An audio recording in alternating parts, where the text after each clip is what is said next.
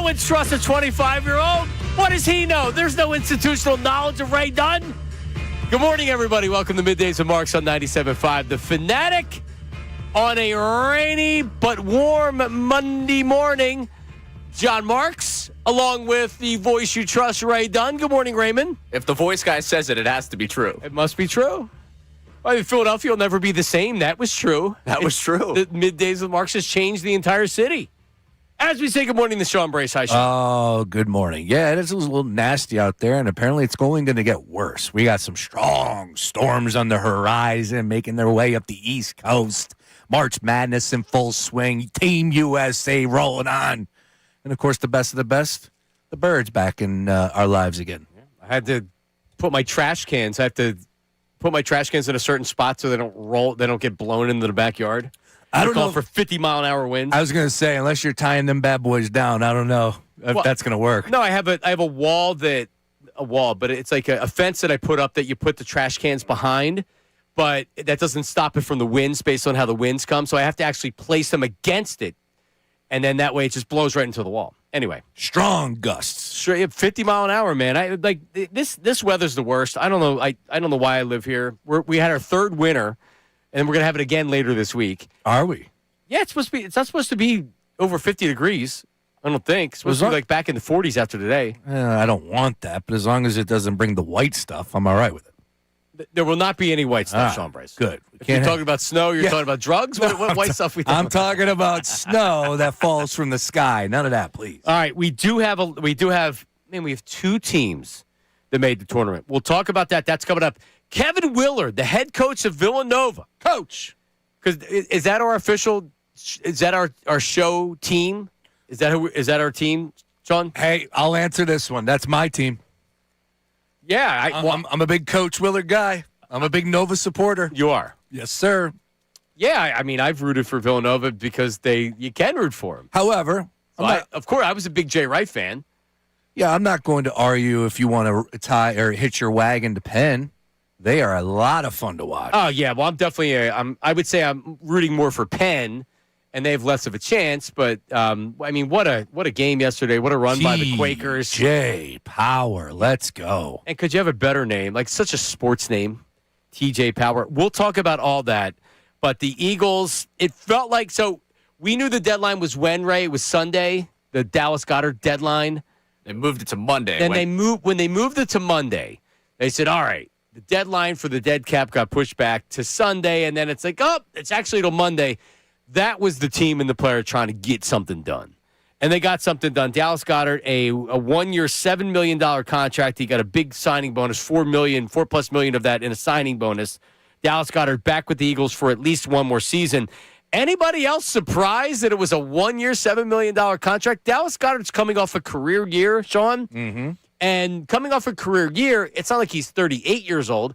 Coming off a career year, you would think he made $10 million last year. He's going to make more money. There's going to be a team out there that's willing to give him a 2 or a 3-year contract, or at the very least, if it's a 1-year contract, it's got to be a little bit more money than he made last year. Not so fast, my friend. 1 year, $7 million. I was surprised that that's all that it was, Sean. Yeah, very surprised. And we talked a lot about Dallas and the tight end position. Obviously, when they locked up Calcaterra and Johnny Munt, what would be the next shoe that fell? And I was having a hard time believing that they would go after David Njoku and spend a ton of money on him, 3-year deal, whatever it may be. Right. So I give you credit because you were saying this kind of makes you feel like Dallas Goedert will be back.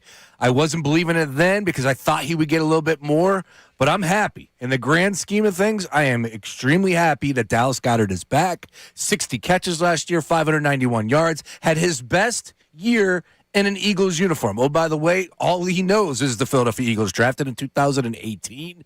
I didn't want to see him go, but at the same time, I want the opportunity in the middle of the field to be present. And I can't really sit here and say that with my gut as far as Sean Mannion, not knowing what his system fully is. But we do know Dallas Goedert does struggle a little bit over the middle of the field, right? If we're honest with it.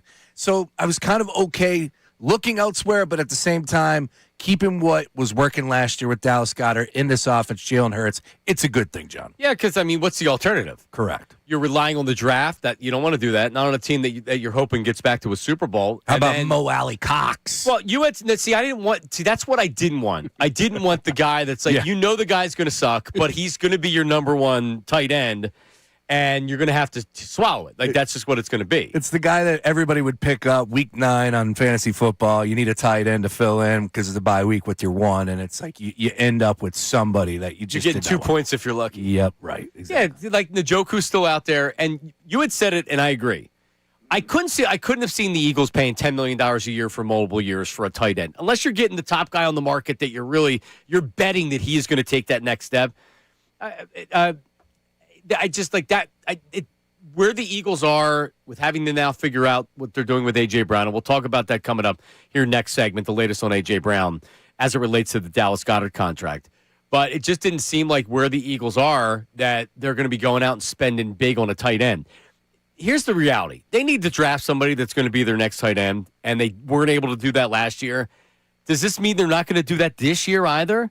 It doesn't. I don't think having Johnny Munt and Calcaterra and Goddard, I don't think that precludes them from doing it. But I don't see them spending a high draft pick on a tight end unless it's a guy they really like and they draft him. Which I don't like. Maybe that's the case. It doesn't seem like that they have a lot of urgency to draft a tight end at this point. No, not at this point. They got 3 guys on the roster, right? And I'm pretty sure Munt and Calcaterra will be on the team. And the Eagles really like E.J. Jenkins, everybody tells me. There you go. So now we got 4. Could we add another? Let's go ahead and run 5 tight ends. No, the what's his name? Yeah, there is another guy. The H-back. Fatu? I never can remember his name. Latu. Right there. Yeah. Fatu was a wrestler. What's the One of the Wild Samoans' nice. nephews, yeah. Look, Afensika. the one thing we have to ask ourselves about Dallas Goedert, we didn't do it last year because he only missed 1 game last year. But the 3 previous seasons to that, he missed 15 total games. A lot of people are always wondering about Dallas. And as far as, he's injury prone. Is he a guy that you could bank on? Hopefully it's more of what we saw last year, but it's definitely a concern for me. Again, 1-year deal. This isn't Dallas betting on himself. If you're believing what was being said, he wanted to remain with the Eagles. You can understand why. This is a team that has a lot of success going right now. But he wanted to remain with the Eagles, and there was no 3-year, $35 million contract out there. Pretty important piece. Right? Yeah. And he probably could have made more money going elsewhere, but it wasn't that much more money.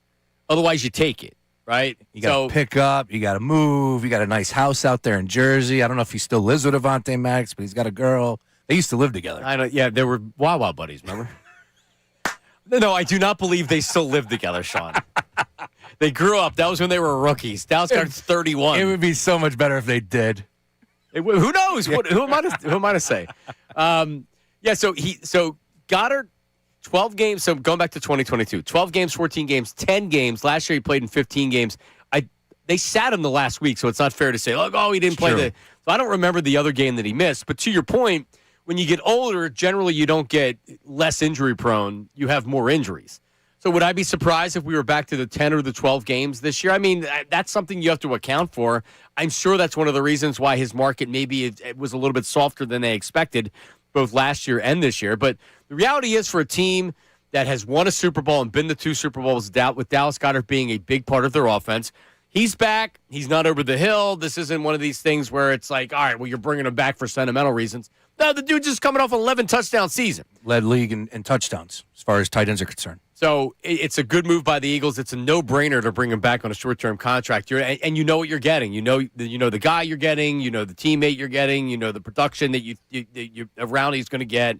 It's not a gamble. It's not bringing in Njoku or anything like that or taking a shot on a Mo Alley Cox or these other guys. Or, we'll see what happens as far as the draft is concerned, but I'm pretty sure that they won't. The big thing for me, like I said, he brings, the continuity. Keep it moving in the right direction with Jalen. They obviously had something going last year. You can go ahead and get creative in the red zone, too, with them, which is a huge plus. He's proved his worth there. He's a big monster. Yeah, he is a big boy. Just, again, everybody's got some sort of flaw, right? I'm not perfect. Look at me. I'm bald. But I just would like a little bit more over the middle of the field. We'll see what happens with Mannion, though. All right, so your trade grade sounds like an A, John Brace. We know everybody waits for your trade or for your signing grades. Yeah, the signing grades for bringing back Dallas on a 1-year deal. I don't see how you. great. It's got to be an A. I don't think honestly, I don't think you could have had a better scenario where you don't have to eat that dead cap, and he also doesn't leave, and you're not committing to him. If he has injuries this year and he's only plays 9 or 10 games, and then you're on the hook for him for a similar contract next year, then you're going to be like, all right, what are we doing? Yep. And you don't have to do that, and you get the player back. So I don't know if you're an Eagle fan how you don't love it. Ray, big thumbs up in there. Of course. How could you not love having Dallas Goedert back? What else were we going to do? I mean, really. That's the point. Like this is great, but it's great just for the idea of, I don't know what tight end you were going to sign. Mo Alley Cox, though, big week for VCU, man. How about it? A10 title, Mo Alley Cox getting a mention here in the first 10 minutes How of the show. about it? Did not have that on my bingo card for today. Well, I wanted to lead with the A10 tournament, but you guys talked me out of it. So I had a to start with great the Eagles. Philly is the center of the universe moment yesterday. You know, watching Penn win. I'm watching a Martelli dominate the A10, man. and then I'm seeing DJ Wagner play big minutes for Arkansas. I was fired up yesterday. I'm all hooped up right now. Yeah. So, good for Dallas Goedert. If he could dunk a basketball, I'm thrilled. Start dancing, baby. All right, coming up, Kevin Willard, the coach of Villanova, 11-15. Dave Zangaro later on the show to discuss the Dallas Goedert stuff. Coming up next, the latest about A.J. Brown. What does his return mean for A.J.? Ian Rappaport this morning on Good Morning Football broke it all down. We'll play that for you coming up next. Middays with Marks, 97.5. Now on 97.5, the Fanatic Sports Update. Goedert returns. I'm Ray Dunn with this Fanatic Sports Update. Dallas Goedert signed a 1-year, $7 million contract to return to the Philadelphia Eagles. Career-high 60 catches, 11 touchdowns last year for the Birds. Will be his 9th season as an Eagle. Team USA beat the Dominican Republic 2-1 to move on to the title game of the WBC last night. Sixers beat the Trailblazers 109-103, winning both ends of the weekend back-to-back. Quentin Grimes led the way in the win over the Blazers with 31 points. Penn won the Ivy League. TJ Power had 44 points in an 88-84 win in overtime over Yale. They'll be a 14 seed and play Illinois. Villanova got an 8 seed and will face Utah State in the first round of the NCAA tournament. We'll talk to head coach Kevin Willard coming up at 11:15. We also got a chance to talk to Dave Zangaro of NBC Sports Philadelphia coming up at 1 o'clock to break down the Birds bringing back Goedert. This update is brought to you by Apple Vacations. Spring into savings with Apple Vacations. Get up to $400 off plus kids stay free at select resorts for your travel through December 15th. Book by April 9th at applevacations.com or call your travel advisor. I'm Ray Dunn on your home for the Sixers, Flyers, and the Union. 97.5 The Fanatic and the Fanatic app.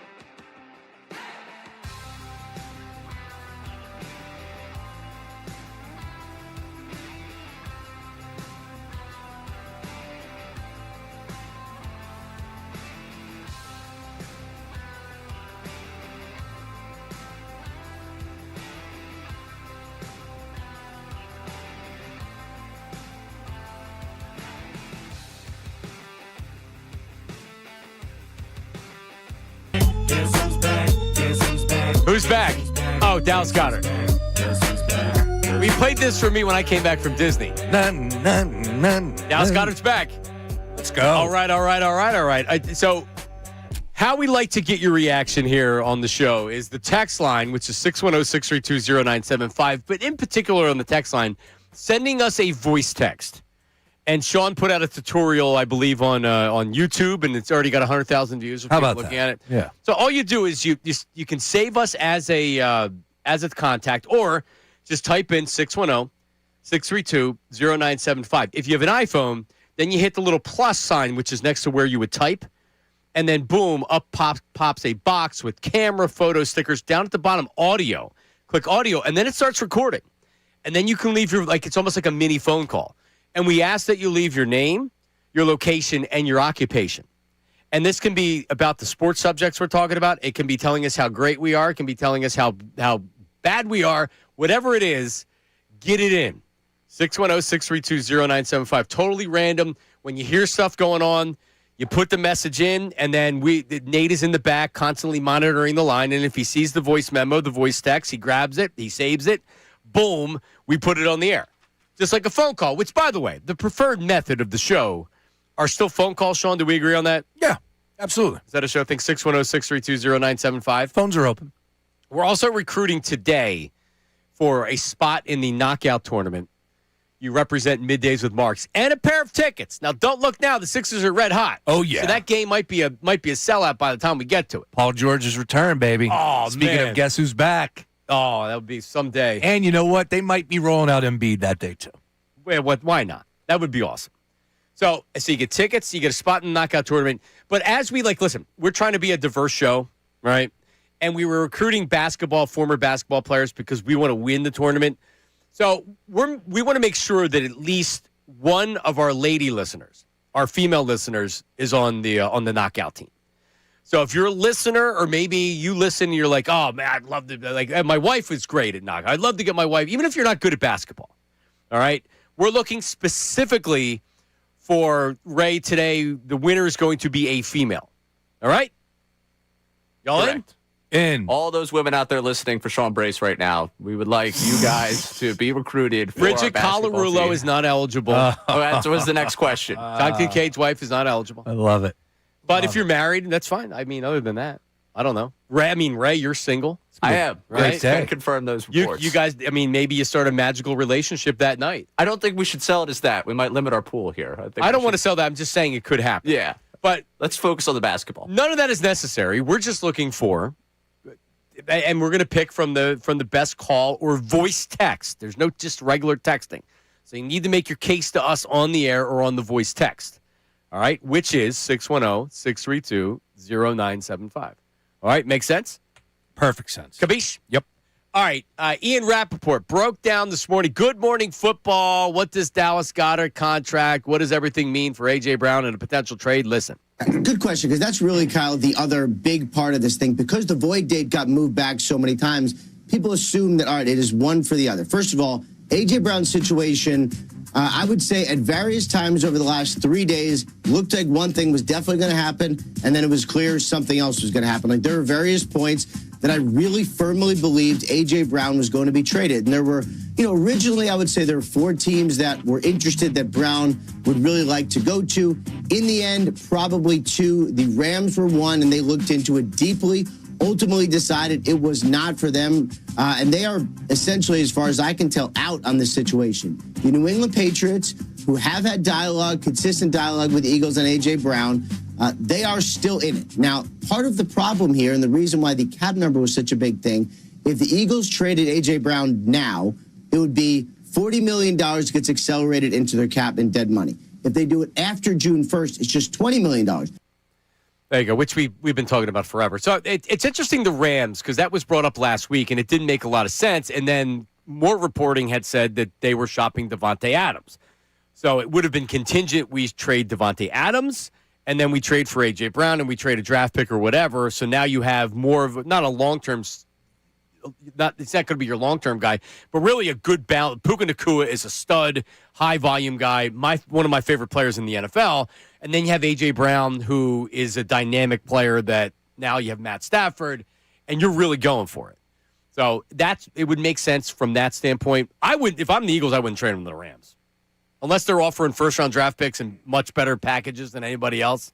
Hell no. Yeah, you would think that you would want to keep him out of the NFC, especially to the Rams, who already are favored to win the Super Bowl. So let's give them a Super Bowl. And oh, by the way, they were a muffed punt away from essentially getting to the Super Bowl, and I don't think the Patriots were beating them. So, we're talking about things really thin as far as margins are concerned, and I would not ship A.J. Brown to the L.A. Rams. I think that would be a disaster.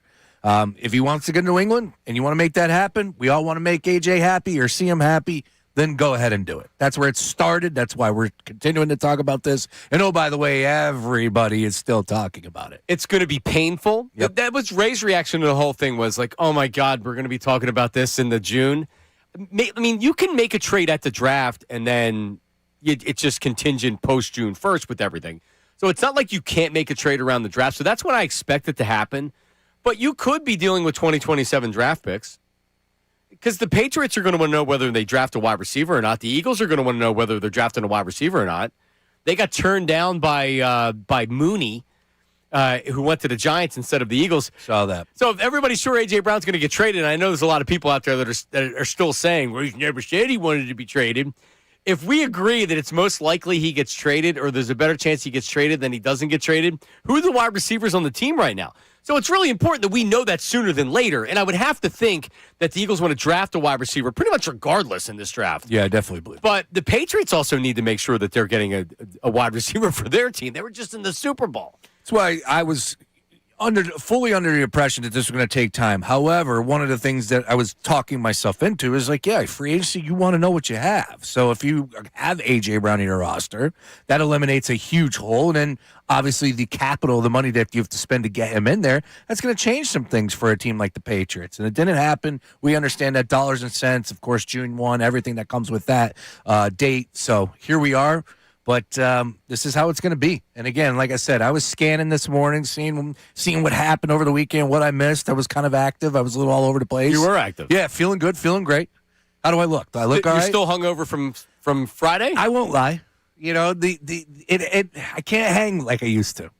Can't hang. See, the issue was I was out on Friday, punched the clock early, stayed out late. You at 3 o'clock. The games are great. I forgot about that. His way of smoothing things over with his wife, who was fighting with, was to go and spend a 12-hour shift at the bar. Everything went well.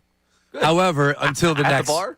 Yeah, essentially. Yeah. Until the next morning when I had to go ahead and get ready for this parade that I had. Hockey parade. I was sweating buckets. And I mean, let me tell you. You looked happy enough in the pictures. Have you ever been in a parade before? Sure. Have you? Yeah. All right. Well, like, are you talking about as a kid or an adult or? Well, as an adult with kids. Yeah. It's first and last one. God bless them. All right. But the waiting it was ridiculous. The parade took snapping of 3 fingers. seconds, right? We had to wait 2 hours until we got going. You were in the parade because your daughter Kendall she takes Taekwondo or karate or something. Yeah, she's a blue belt. So what they do is they have the local. Yeah. The local, like it was great. What were we in? I guess it was the cheerleading squad that we were in. We were in the Royersford parade last year. Whatever before that, whatever. I don't even know what the parade's for. But they had the annual parade. So yeah, so you're right. You're like waiting around. You have to get there a half hour early. Oh, we were and there. You're waiting for another half hour. We were there for 2 hours waiting. It was a good time. I'm having some fun, but at the end of the day, yeah, that's a one and done experience, I believe. Unless we're going to do it as a show. A lot of people out there. I didn't know what to do. I was walking, pushing my baby. I'm waving at people. It's like, hey, how you doing? People throwing me Guinness. But what? That certainly helped the hangover. Yes, it did. What do they call the people that they're not honoring, but you're the people that drive in the car from the parade? What do they call them? You're like the dignitary of the parade. Marshal? Yeah, Grand Marshal of the parade. Marshal. Yes, Sean should have been the Grand Marshal of the parade. They had like Miss Philadelphia there. I think they were pretty higher up. So is that different than for like Miss America and Miss USA? Yeah, just a little bit. Because Miss America is the real one, and Miss USA was the one that Bill Belichick's girlfriend was trying to get in. Seriously, it's the Fugazi one. Miss USA doesn't count. So is Miss Philadelphia official? Yeah, I think so. Okay. It was beautiful though. 50-degree day, a little windy, but sun shining, and man, people were out in droves. John, what a day! What a day! All right. Good weekend. Ray was.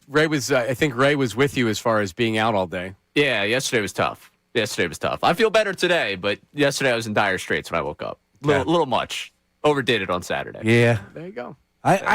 Yeah, because of Friday, I did not overdo it on Saturday. Clocked in like a 13-hour shift. Oh, that a boy. Did you? I'm Yeah, proud I of got you on that one. Nice Hoop work. season's over, folks. You earned it. Yeah, you were on a bender there the last couple weeks with shows and. I'll be socializing again. You got to get it going again. This isn't something that you could just, be ready to go for this upcoming weekend with March Madness. You got to get your reps in. All right? I'm in shape. I found out I'm still in shape. I'm not.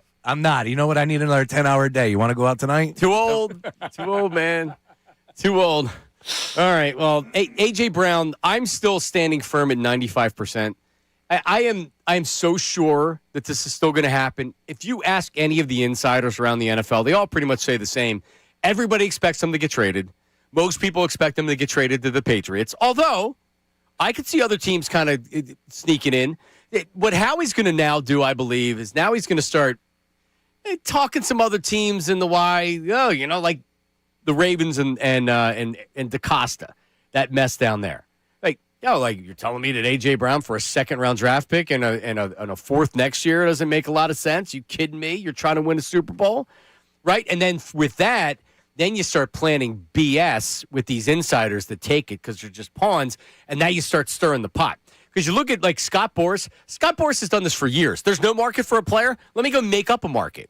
And you talk to teams, and you kind of talk them back into it, and you feed BS to the appropriate guys that are out there. Now, all of a sudden, if you're in the public, you're like, geez, like, there are teams interested in this player. It's part of the job. It sure is, man. Did you watch that Diddy documentary? I did. That's what he was yelling about.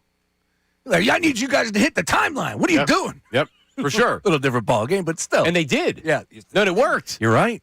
And it works a lot for Scott Boras as well. And even though you have people like yourself, there are a lot of people out there in the media that say, yeah, we know what this smells like. Boras is floating this out there. It's not our first rodeo, but there are plenty of people that take the bait, run with it, the articles, get the content, get the clicks, and that's how it works. So, yep. I don't think A.J. Brown gets moved before May 3rd, boys. I'm just calling that out there. That's my take, all right? What's May 3rd?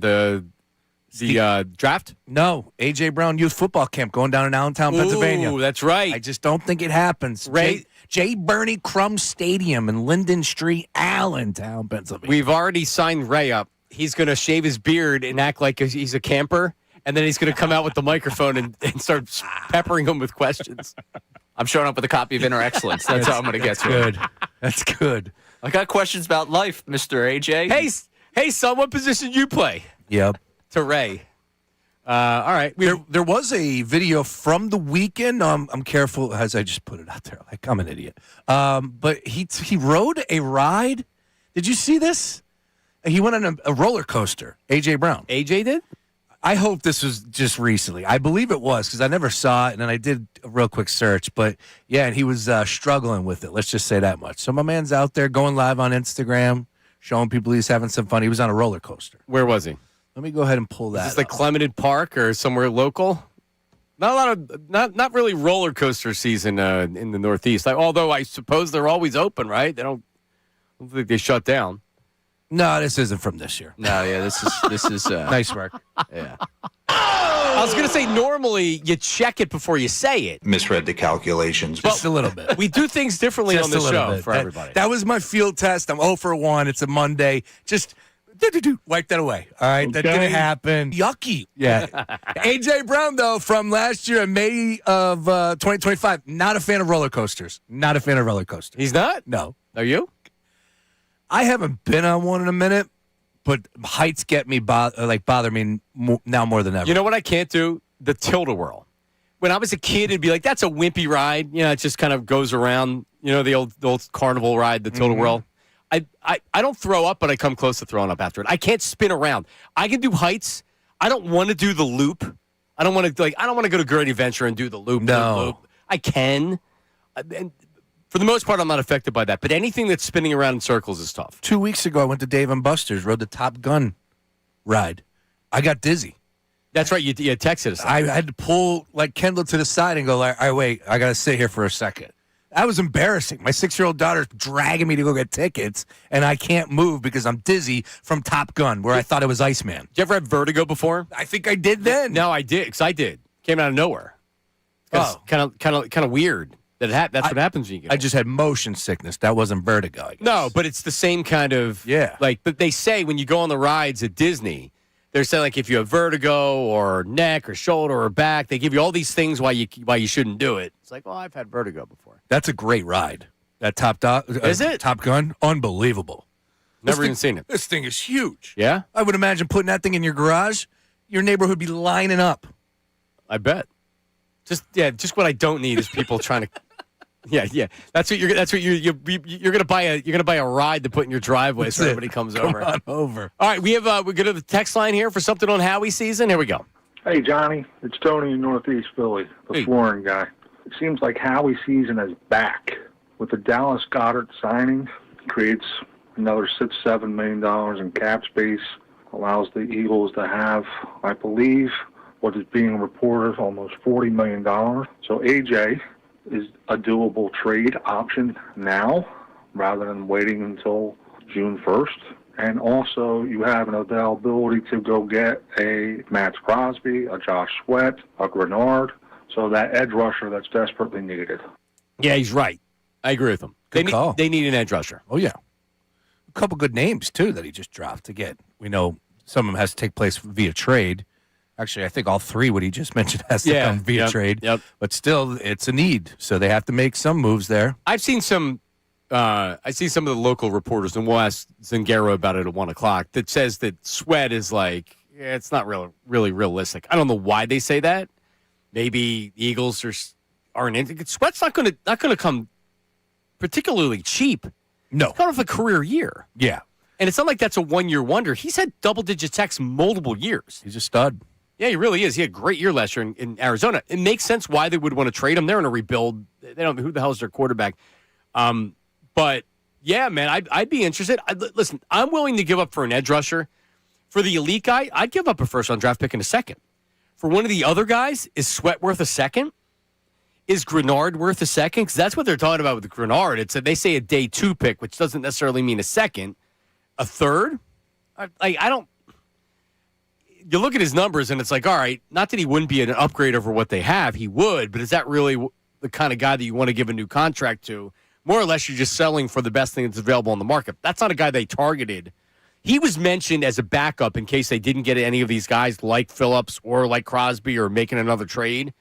So more or less, you're settling. I don't like to settle for a guy and then give him a big contract on top of it. It's definitely a position of need. They need to go out there and get somebody that can get after the quarterback. We know that. I don't know if those names are going to – well, Sweat would definitely get some juices going for some people, but Grenard's going to have to prove himself for Eagles fans out there to be all on gung-ho. I am looking forward to talking to Dave Zangaro because when his latest article did drop about potential free agents that are out there, Juwan Jennings is a name listed. How about that? Ayuk is still under contract? Yep. You could get him for so it seems like he's a tough customer, though. I wouldn't touch him, but I don't know what's going on. They're not going to cut him. They're holding out to kids. It's almost like the situation with Castellanos. They're saying, well, if we can get a 7th-round draft pick, we'll hold you. Right? Like, it's not going to do us any good to get rid of you right now anyway, other than just to move on from you. Wow. I don't know, man. They need 2 wide receivers. They need a defensive end. All the depth stuff on the lines, that's what the draft is for. I mean, they may be looking for a defensive end in that first round. They think they can help them this year. But when you draft for need with a rookie, somebody that's going to help you out right away, that's potential trouble because you're reaching. Oh, yeah. No, you're right about that. You could be. Do we have breaking World Baseball Classic news? Ray Dunn? Is this possible? He saved Team USA. He saved the United States of America. Could he save him again tonight? He is starting, according to a report, Aaron Nola will start for Team Italy tonight against the good US of A. Oh, tomorrow. Yeah, tomorrow. Yeah, Venezuela tonight to Venezuela, get them to the matchup with Team USA. I'm sorry, hold on. You're right. So he's starting tonight against Venezuela because the United States already won. They beat Dominican Republic last That is night. correct. Yep. So Aaron Nola is going to start tonight for Italy. I mean, in the biggest game of your World Baseball Classic, you got to call on the true ace. Not listed in this sports book. I'll just put it to you like that. Well, No, Gelb just out. retweeted the report, so I'm feeling pretty confident that this one's real. Okay. That we're getting him tonight. Yeah, it's Gelb. He got it. And this doesn't matter for sports books. That's right. Because it's So do we want him to win? Do we want a rematch against Team Italy? I mean, it depends if you're rooting for the United States or not. I'm currently not. What? But I said this on Friday. Yeah, but things have changed just a little bit. Okay, here, well, right? I'm rooting for chaos more than I'm rooting for anything. Where's Mark DeRosa when we need him? He's probably trying to find somebody to come talk to the team before tomorrow night's championship game. More coming up with that. Yeah. In no time. But yeah, were we talking about World Baseball Classic next? Okay, college basketball coming up next. All right. Well, so United States did win. It was a good game. It was a good game. A lot of juice. It was? A lot of fanfare. Yeah. Good baseball. You got some interesting opinions coming out now. Like Aaron Nola said, or not Aaron Nola, Aaron Judge. Judge had an interesting take that we'll discuss as far as this versus the World Series. There's a lot of fanfare. You just look at ticket sales. Ticket sales are through the roof for the WBC this year. What are ratings going to look like? That's the real indicator. It's a good question. I mean, I don't think if you're a non-baseball fan, you're particularly moved to tune into it. If you're a baseball fan, I think you're interested. Definitely. And I'm more interested in what Philly. This might sound weird, and I'm saying when I say I'm not rooting for the United States, I'm kind of saying that tongue in cheek. But I'm more interested in the Phillies players than I am the results. Well, but this is the truth. I'm more interested in what the Phillies players do than the results. Yes, no doubt. If Chris Sanchez was starting for the Dominican Republic, I might have been waving their flag around. So I'm a bigger Sanchez fan than anything. I'm disappointed that Nola started tonight. I wanted Nola versus America in the final. But listen, He could come back. Why couldn't he pitch in Well, let's not throw the season short away. day. Well, I mean, listen. There was a lot of good hypotheticals being tossed pre-show. So I'm a little frustrated if that is the case because we were asking essentially, what do you want to see? Guys like Schwarber and Harper rip the cover off the baseball face of Nola, or Nola striking those two out? Nola striking them out would have been much better. I think we were all on the same page with that. Yeah, I think that would have been better. Yeah. Coming up. Oh, man. We have two teams in the tournament, in the men's tournament.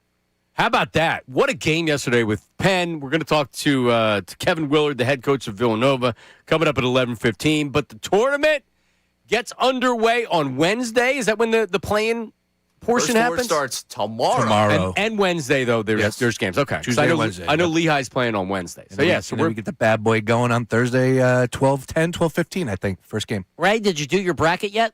No. Oh, okay. Get on that. All right. We're going to talk about it coming up next. That's Middays with Marks, 97.5 The Fanatic.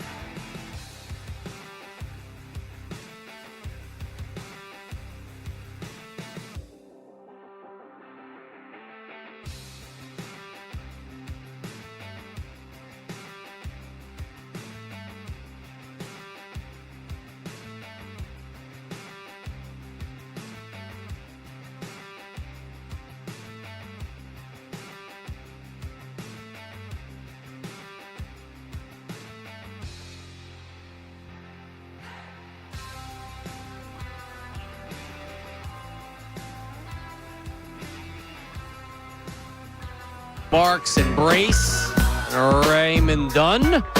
11:15, 1/2 hour from now, head coach of the Villanova Wildcats, Kevin Willard, his 8th seed Wildcats playing Utah State. That's right. 8-9. Tough one. Just Underdogs. saying they were the 8th seed in 1985 Oh, how about that? when they won the whole shebang. He's coming up 11:15. So before we get to Penn, let's talk Villanova. They're in the tournament. We knew they were going to be in the tournament at large. It was a matter of how far they advanced in the Big East tournament. They lost to Georgetown, which was were they 11? Because Villanova was a 3 seed in the Big East tournament. Georgetown wasn't good this year. No, that's why it was. no. But I saw the comments after the game by Willard, who had said that just like we didn't play well, and they outplayed us, they out-hustled us, they did everything. So maybe this is one of these games that kind of kicks their ass back into gear. As Sean, I know you were talking about a very tough Utah State team that they're going to be facing. Utah State, they are favored by 1.5 at this point in time. The issue with Villanova for me, and if you've been paying attention to their play over the past few weeks, they lost a kid by the name of Matt Hodge to an ACL early March, and it was a huge deal. He's a big body, 6'8", big frame, and was able to do a lot of the dirty work around the basket, played all the games, and just that type of loss to a big-time player that's helping you out is kind of deflating, and it's going to have an effect on the team, and I'm not making excuses. Bottom line is this. Let's just say this right from the jump. This is the most successful season for a Villanova head coach in his first year.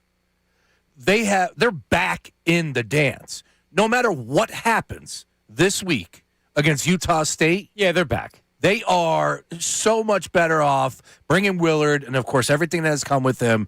It has been an unbelievable first season for him and the Cats, getting back into the dance after missing it the last 3. Yeah, you worry with Jay Wright. Is it a Jay Wright program? Because Villanova's always been with Raleigh. They won a national championship. Even Steve Lapis, they didn't have the same success, but it was still a relatively successful run. And then Jay Wright comes in, and it becomes a national program that wins multiple national championships, Final Four appearances, and things like that. You worry that once Jay leaves, and it's over, like with John Chaney. And, John also, in his last however many years as head coach, the program wasn't what it once was. But with Jay, he leaves, and they lose 3. They have 3 straight years where they don't make the tournament.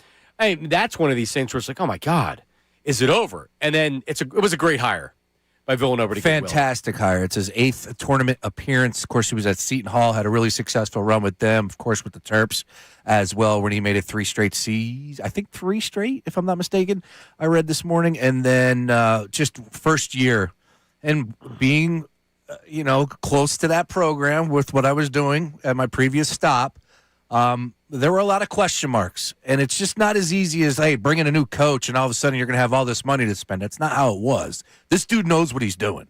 Like, he's a damn good coach, good recruiter, hot. He knows how to motivate him, John. Whether you want to agree with him or not. He's a basketball coach for sure. He is a basketball coach. You're exactly right. So this is an extremely successful season for Villanova, year 1 with Kevin Willard, no matter what happens at Utah State. All right, so we have that, and then we have University of Pennsylvania. How about that? They win the Ivy League tournament, so they won an overtime game to get to the Ivy Finals. And then not only they were down, it was unbelievable. They're down by 3. Is there 5 seconds left? How do they not foul? They literally let him get a clean at TJ Powers, who had at that point 37 points, I think. Yeah. They let him catch the ball and then dribble the length of the court to throw up a 3. Not the best coaching job by What you. the hell was that? Yeah, that was called out, and there was nobody on the ball either. Nobody was on the ball. He gets it. He goes right down. But he's also tall. This Powers kid is tall.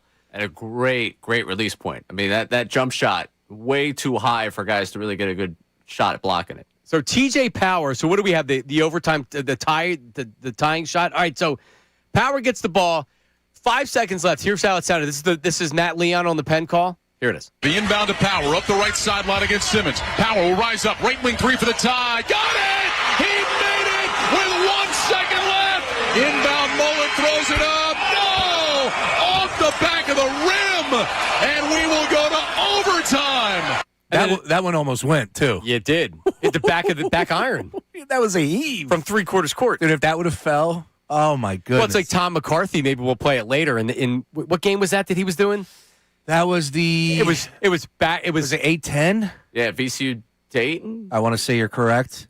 It was him and his the guy on... He was going crazy. Excuse me, Dayton, St. Louis. All right. Yes, that's what it VCU was. took out St. Joe's. And the guy's name is Chris something. I forget it, but they were just... It was back. It was shot. Shot. Shot. He was definitely not Chris Wheeler with it. Let's just put it He was that not. way. I thought the No. same thing. He was not. Oh, my goodness. Also, It Tom worked, though. McCarthy. It worked. Yeah, Tom McCarthy on the call. Yeah. Saturday, doing the A10 semis, flying down to Florida, doing the spring training live Q&A from Clearwater yesterday, and now getting his assignment to go back into March Madness coming up this week. No, Tom's an animal. Yeah, It's insane. Yeah, he is. he's a professional. And they had the broadcast cam on him, oh, yeah. so you could see the whole thing. But back to Penn, and congratulations to Fran McCaffrey. His first season back with his alma mater. He's taken 5 teams now. It's incredible. I had to Google it. But Only 5 coaches now, including Fran, have done this.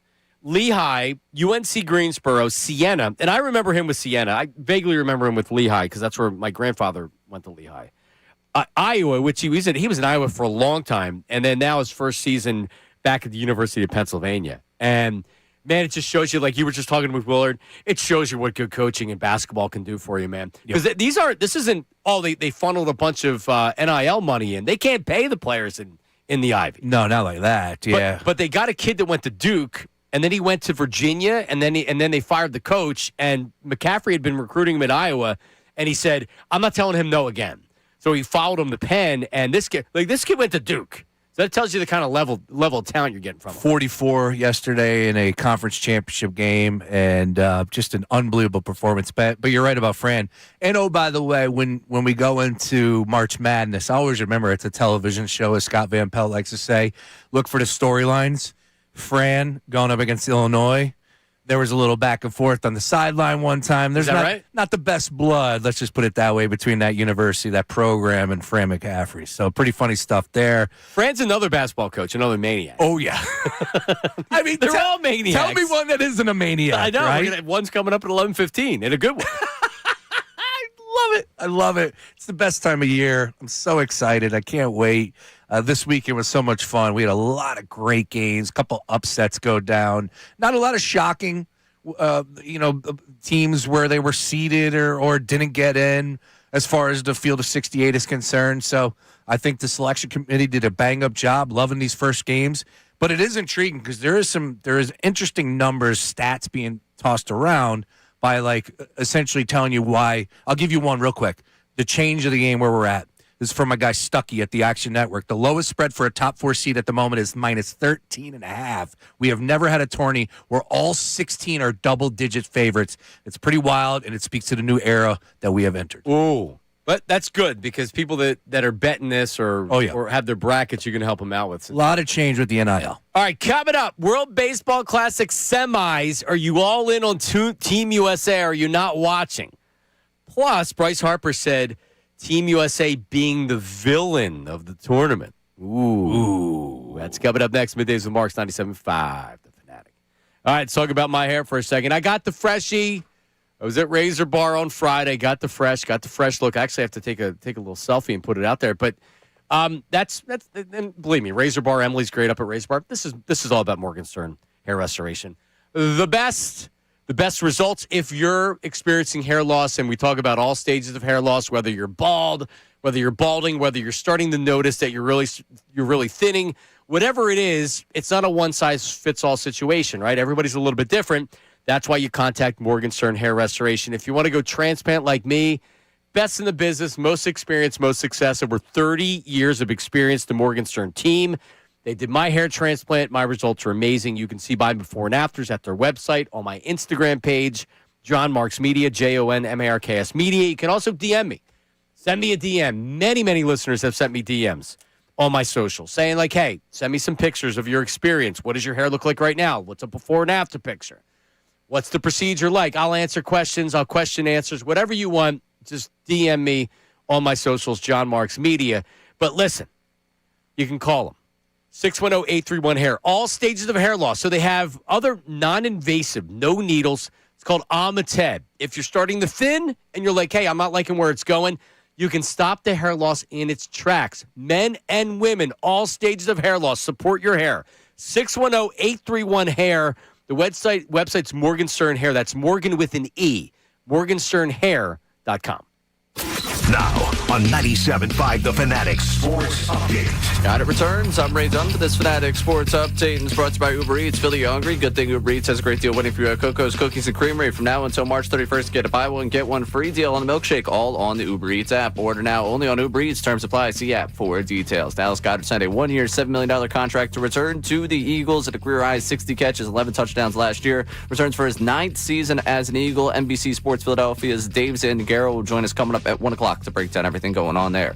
Team USA beat the Dominican Republic 2-1 to move on to the title game of the WBC last night. Tonight, it's Aaron Nola starting for Team Italy as they try to make their way to that title game. The Sixers beat the Trailblazers 109-103, winning both ends of the weekend back-to-back. Quentin Grimes led the way in the win last night with 31 points for the Sixers. Penn won the Ivy League. TJ Power had 44 points in the 88-84 win over Yale. In overtime, will be a 14 seed to play Illinois. Villanova got an 8 seed and will face Utah State. This update is brought to you by Wendy's new Girl Scout Thin Mints Frosty Fusion. Try Wendy's new Girl Scout Thin Mints Frosty Fusion with Girl Scout Thin Mint cookie pieces. Limited time only at participating U.S. Wendy's and Girl Scouts of the USA. I'm Ray Down, your home for the Sixers, Flyers, and the Union. 97.5 The Fanatic and the Fanatic app.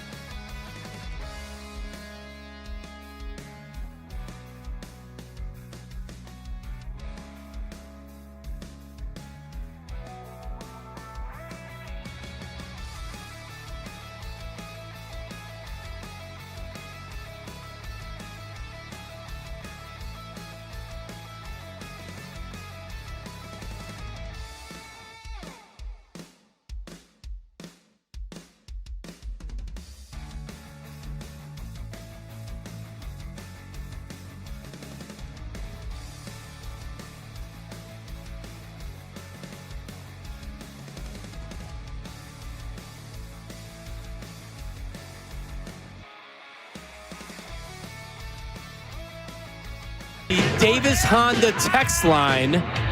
And welcome Davis Honda to the family. Feel the Davis difference at Davis Honda in Burlington. Thank you very much. Sean is a real American. Love that tune. Rooting for Team USA. Let's go. All right, so the win last night on a totally bogus call to end the game and to end the eighth. Wasn't to end the eighth inning.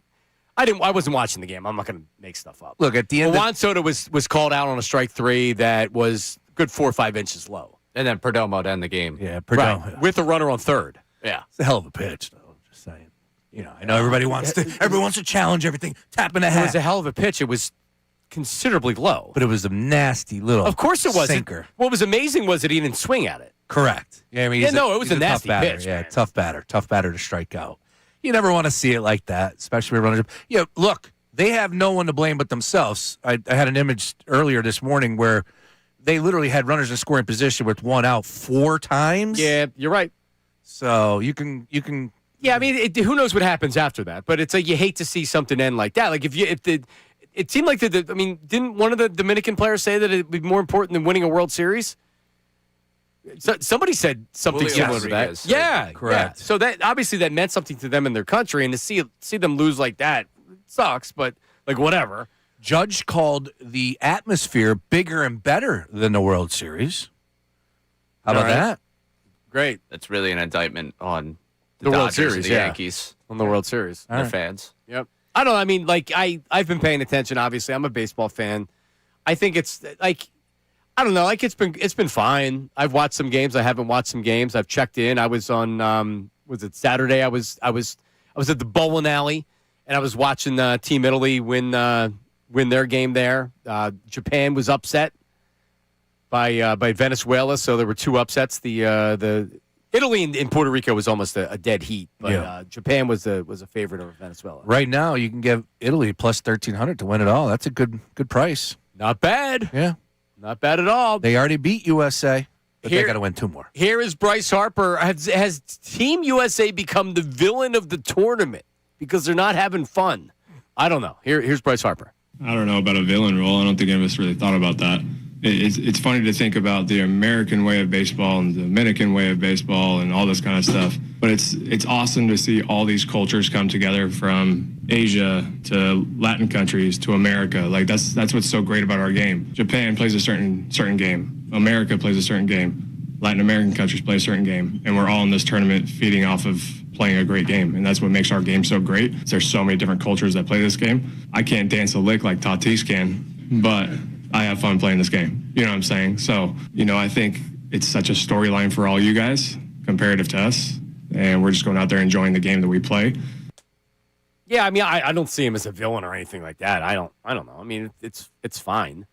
It's very odd that was a talking point for some in the media, I guess. Maybe some people on the timeline were saying it. I'd never sensed that they were a villain by no means. To the point of them having no fun, I don't know. Like, yeah, are they going to match the Dominican Republic, who are literally throwing bats 90 feet in the air and got the high fives? And good for them. It's fun. They're having fun. That's all that matters. But I'll tell you what. Did you watch the game last night? Because I saw Aaron Judge leaping, the fence to get over on the field, and Harper doing the feed me, and they're all having some. You can miss me with that. They're having some fun out there. Sure. And they're in the championship game. Yeah, I think there's a lot of negativity, and like I may even sound like that I'm a part of it, but there's a lot of negativity with Team USA for some reason. With Bryce Harper's all of a sudden cooked. So everybody's waiting to see Bryce Harper not have a good game so they can pronounce him being done. Mm-hmm. He had a hit last night. Correct. I saw that one. I saw the double that he stretched it into a double. But so Mark, do we have DeRosa talking about who he invited? So he invited Robert O'Neill, who was a member of the SEAL Team 6 that went in and killed Osama bin Laden.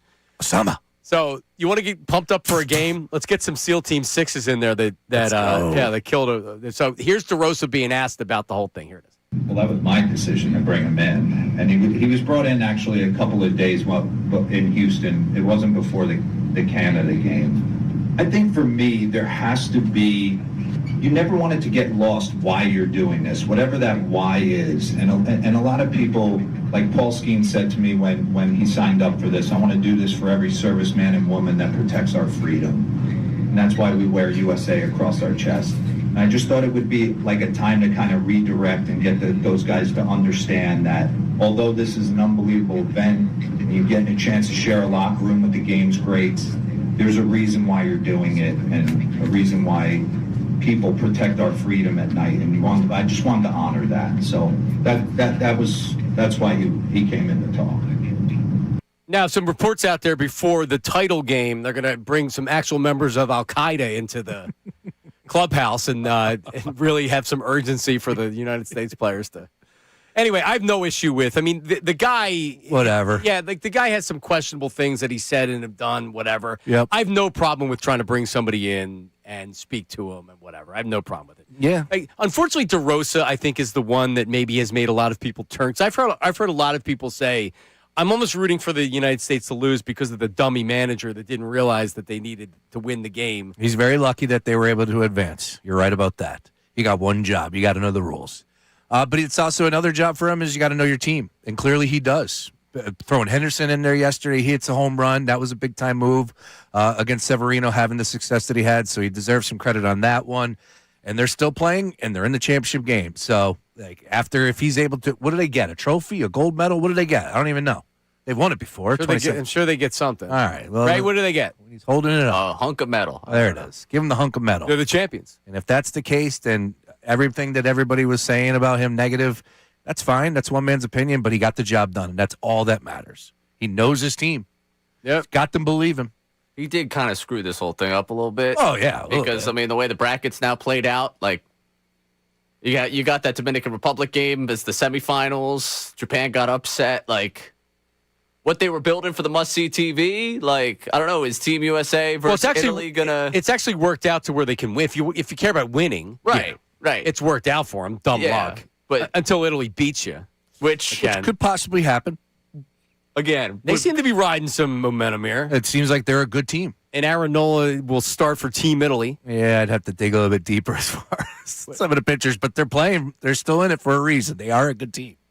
They're a good club. They're a good club. They're a really good club. It's been fun. You got a really good club. And it's been great watching those guys represent USA, having it on their chest and doing it the way that they have. I like the USA's banner. I really do. And Aaron Judge is incredible. If you did not know that, you should know by now. Do they have a song yet? No, that's the unfortunate part, we man. We need something. Like they've been pulling out Freebird during the commercial breaks, and I'm like, come on, that's USA Hockey. You can't do that again. Can't double up. No. Trying to pull personality of a team that just might only have the we want to win thing going for them. No personality. Yeah. All right. Their personality's winning. But you got to give them a personality. Hey, who wouldn't like the Hulk Hogan, I'm a real American? They can go out and cup their ear to the crowd. Right? Sean, that was Sean's idea. Yeah. Right? I like Hulk's music. Judge is shocked by the crowds. Harper's talking about whether or not they're villains. Like, at some point, we just got to realize it's just a winning thing. That's all they got. They're just there to win the tournament. I think they feel the pressure of winning after a couple of years ago, disappointment. Like, this was built up as a team that was going to come back and just do it for America. All right, coming up, Villanova men's basketball head coach Kevin Willard would join us. Speaking of winning, John. As the Villanova Wildcats, the 8th seed, they'll take on Utah State in the West region. We'll talk to Coach Kevin Willard coming up next. Middays with Marks, 97.5 The Fanatic. Now on 97.5 The Fanatic Sports Update. Goedert returns. I'm Ray Dunn with this Fanatic Sports Update. Dallas Goedert signed a 1-year, $7 million contract to return to the Philadelphia Eagles ahead of the date they had to get that done. That would have been today. A career-high 60 catches for him, 11 touchdowns a season ago. Returns for his 9th season as an Eagle. We'll talk to NBC Sports Philadelphia's Dave Zangaro coming up at 1 o'clock, breaking down everything going on with the Birds. Team USA beat the Dominican Republic 2-1 to move on to the title game of the WBC last night. Aaron Nola gets to start for Team Italy tonight as they try to move on to play Team USA in that title game. Sixers beat the Trailblazers 109-103 last night. They won on Saturday against the Nets. Now Sunday against the Trailblazers. They swept the back-to-back. Quentin Grimes 31 points last night. Penn won the Ivy League yesterday. TJ Power had 44 points in the 88-84 win over Yale to be a 14 seed and play Illinois. Villanova got an 18. Will face Utah State. And coming up next, we'll talk to Villanova head coach Kevin Willard about his team and about what they have in front of them in the tournament. This one update is brought to you by Allstate. Some people just know you could save money on car insurance by checking Allstate first. So what are you waiting for? Check Allstate first for a quote today. You're in good hands with Allstate. I'm Ray Dunn, your home for the Sixers, Flyers, and the Union. 97.5 The Fanatic and the Fanatic app.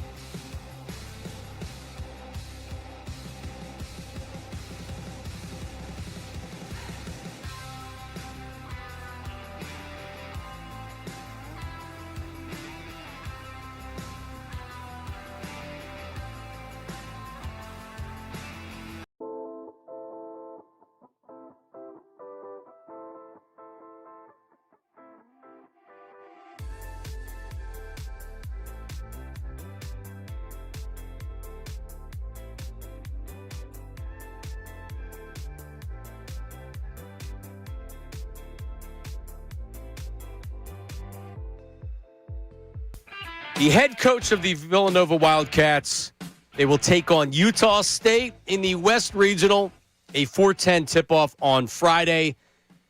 Is head coach Kevin Willard. Kevin, John, Sean, and Ray, congratulations. How are you? I'm doing great. Thanks for having me on, guys. Our pleasure. So you're now, the Big Five is a big thing here in Philadelphia. And last couple years, it's been, last 3 years, Villanova didn't make it. But before that, been a little bit of a struggle. And now this year, you guys make it. And then Penn manages to get in, which was a great game also. But overall, how are you feeling about the team? You had a tough game in the Big East tournament. But as you are now facing Utah State, how are you feeling heading into the tournament? Yeah, feel great. And obviously super excited for Fran McCaffrey and Penn. We watched the game as a team, and, we're cheering them on the whole way. PJ Powers played just absolutely fantastic. So super excited about having another Philly school in the tournament. And we feel great about our season. We had a really good season for a young team that was put together in about 2 months. These guys have had a great attitude, have played really unselfish and hard, and didn't play our best in the Big East tournament, but trying to beat a team 3 times in a year sometimes a little bit more challenging than most people think. Do you think that the loss can maybe give you a little bit of a boost or a kick in the butt as you head into the tournament? No, actually, I think the days off are going to give us a boost. I mean, we didn't have a bye week in the second half of the Big East season, so we went 12 straight games going into the Big East tournament. I just thought, when we lost Matt Hodge, we didn't have much time to kind of practice different lineups, and we had Xavier and DePaul right after we lost Matt, unfortunately. So we kind of were just in survival mode. I think the last couple of days have been good for us to give us a chance to kind of get back in the gym, get into practice, mess around with some certain lineups, and just kind of get our legs back under us.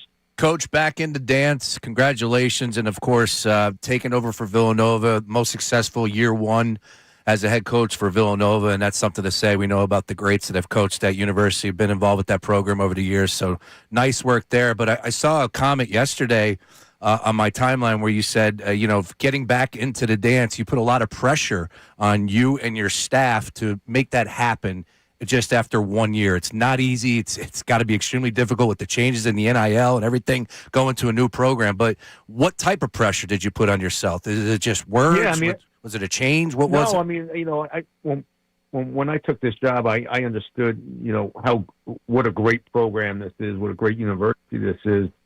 And just knowing that the history with all the guys that we have in the pros, coming off a Final Four in 2022, it was really important for me and my staff to understand that this program every year has to be in the NCAA tournament. I really put a lot of pressure and wanted my staff to understand that, whatever we did this year, we had to get to the big dance, because Villanova is the place that should be in every year and should be competing for championships every year. But, when you take over a program your first year, you got to kind of set the tone. And I thought my staff and I did a great job of setting the tone of how we're going to play, the importance of winning, the importance of culture. And I think we did a great job at that. And we're talking to Kevin Willard, the head coach of the Villanova Wildcats, back in the tournament. Coach, I know that I saw your comment about the matchup zone. Utah State plays the matchup zone. I'm familiar with that because I grew up a big Temple fan with John Chaney and the matchup zone. That was something of your father that Utah State does. And your dad, Ralph, is a longtime, very successful college basketball head coach. How much do you bounce stuff off of him still? And how much does he text you during games and things like that, critiquing you? What's it like with your dad around you being a head coach? Yeah, it's great. I mean, the fact that I have, someone with so much experience and someone that's won at such a high level, to bounce ideas off or to get, he watches the games and gives me great ideas. So it's someone that I've been very lucky to have, and I definitely use him as much as I can. Coach, you're heading out to San Diego. I saw Utah State's coach Calhoun. He was okay with the location, but he was not happy with the seating.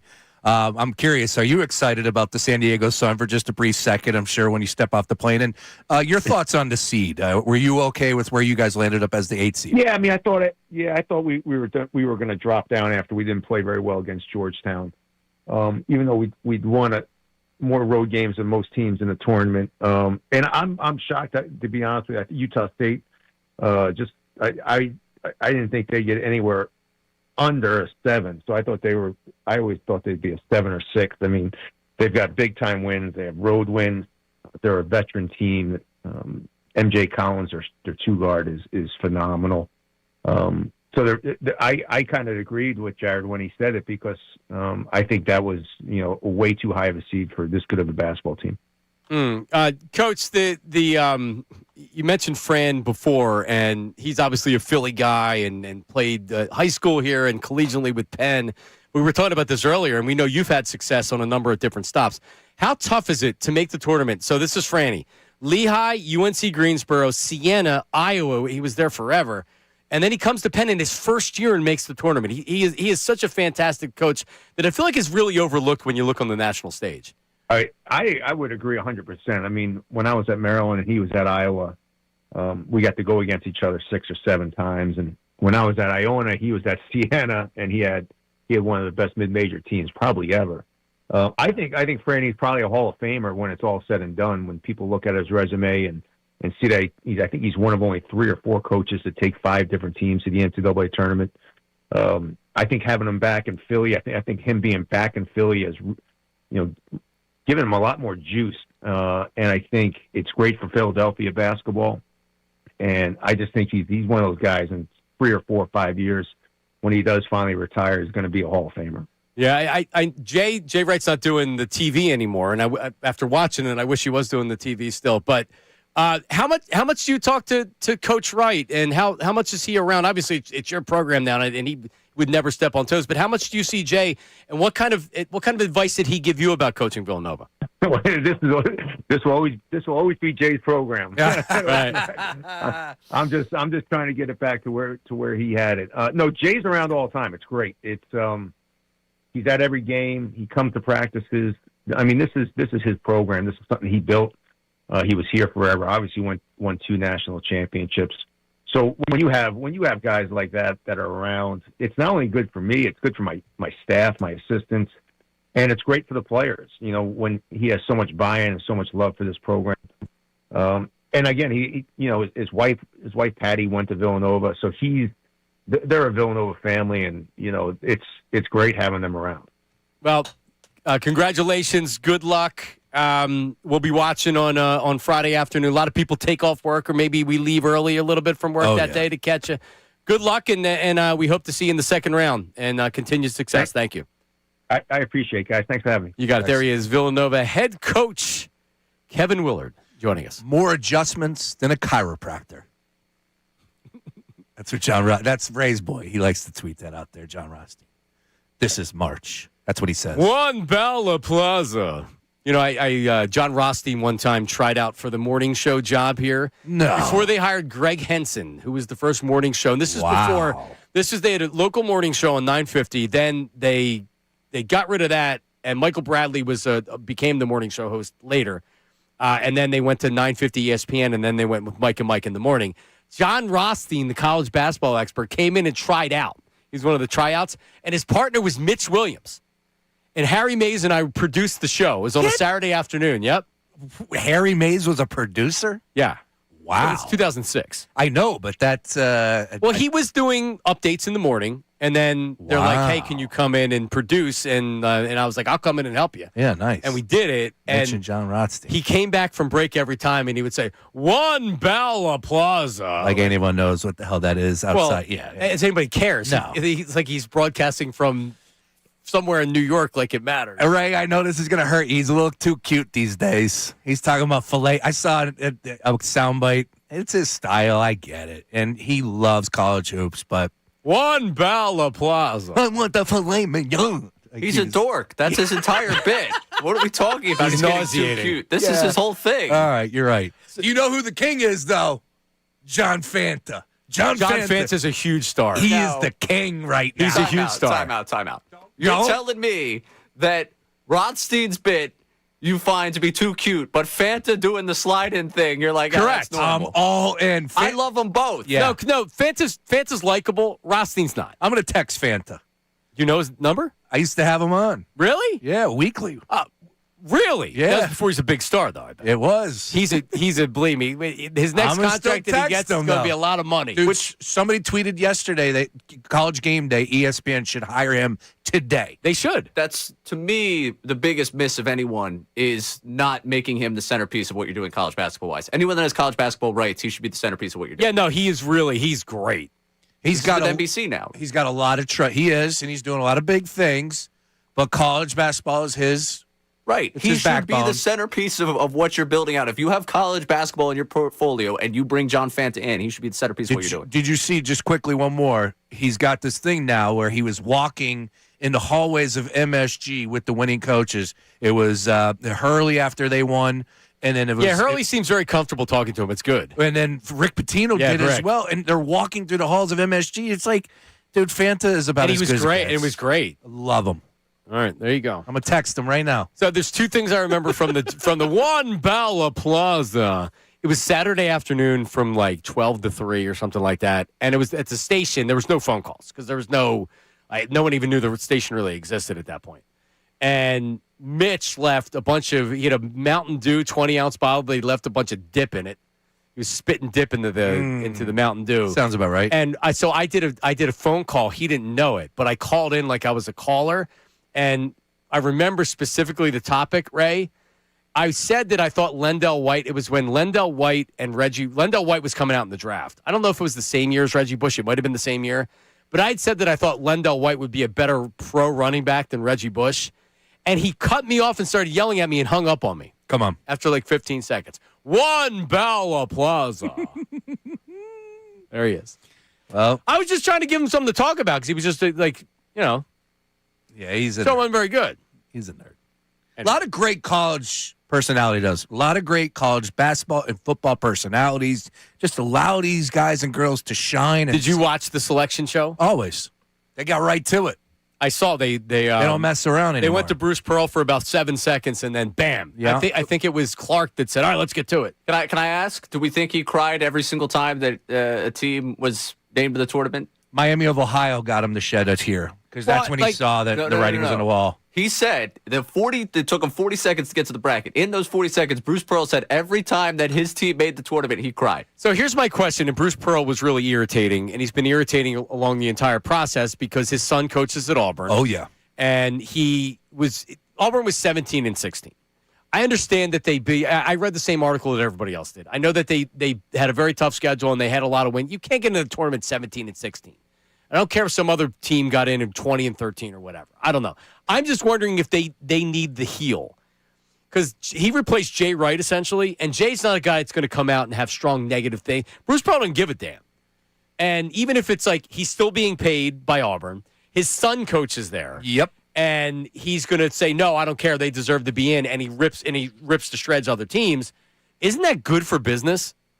Otherwise, I mean, like, you kind of need the heel that's playing the other side of things. Otherwise, it's just like, That's what they want.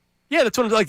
Did they do that, hiring him to do that, or is that just collateral damage? I think it's a little over the line, just a tad bit. Here he is, banging the drum for his kids' program. He's certainly not objective. He's still on the payroll.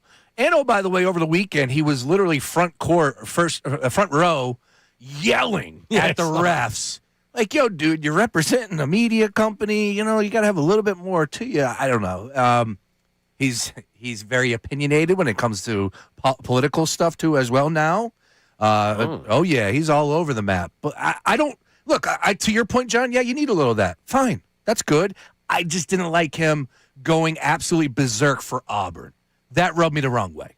And it's almost to the point like, what do you expect him not to talk about it? No, that's what he's there for. That's what he's there for. He's not going to back down now and not do it. No, it was actually entertaining. I don't know, Ray?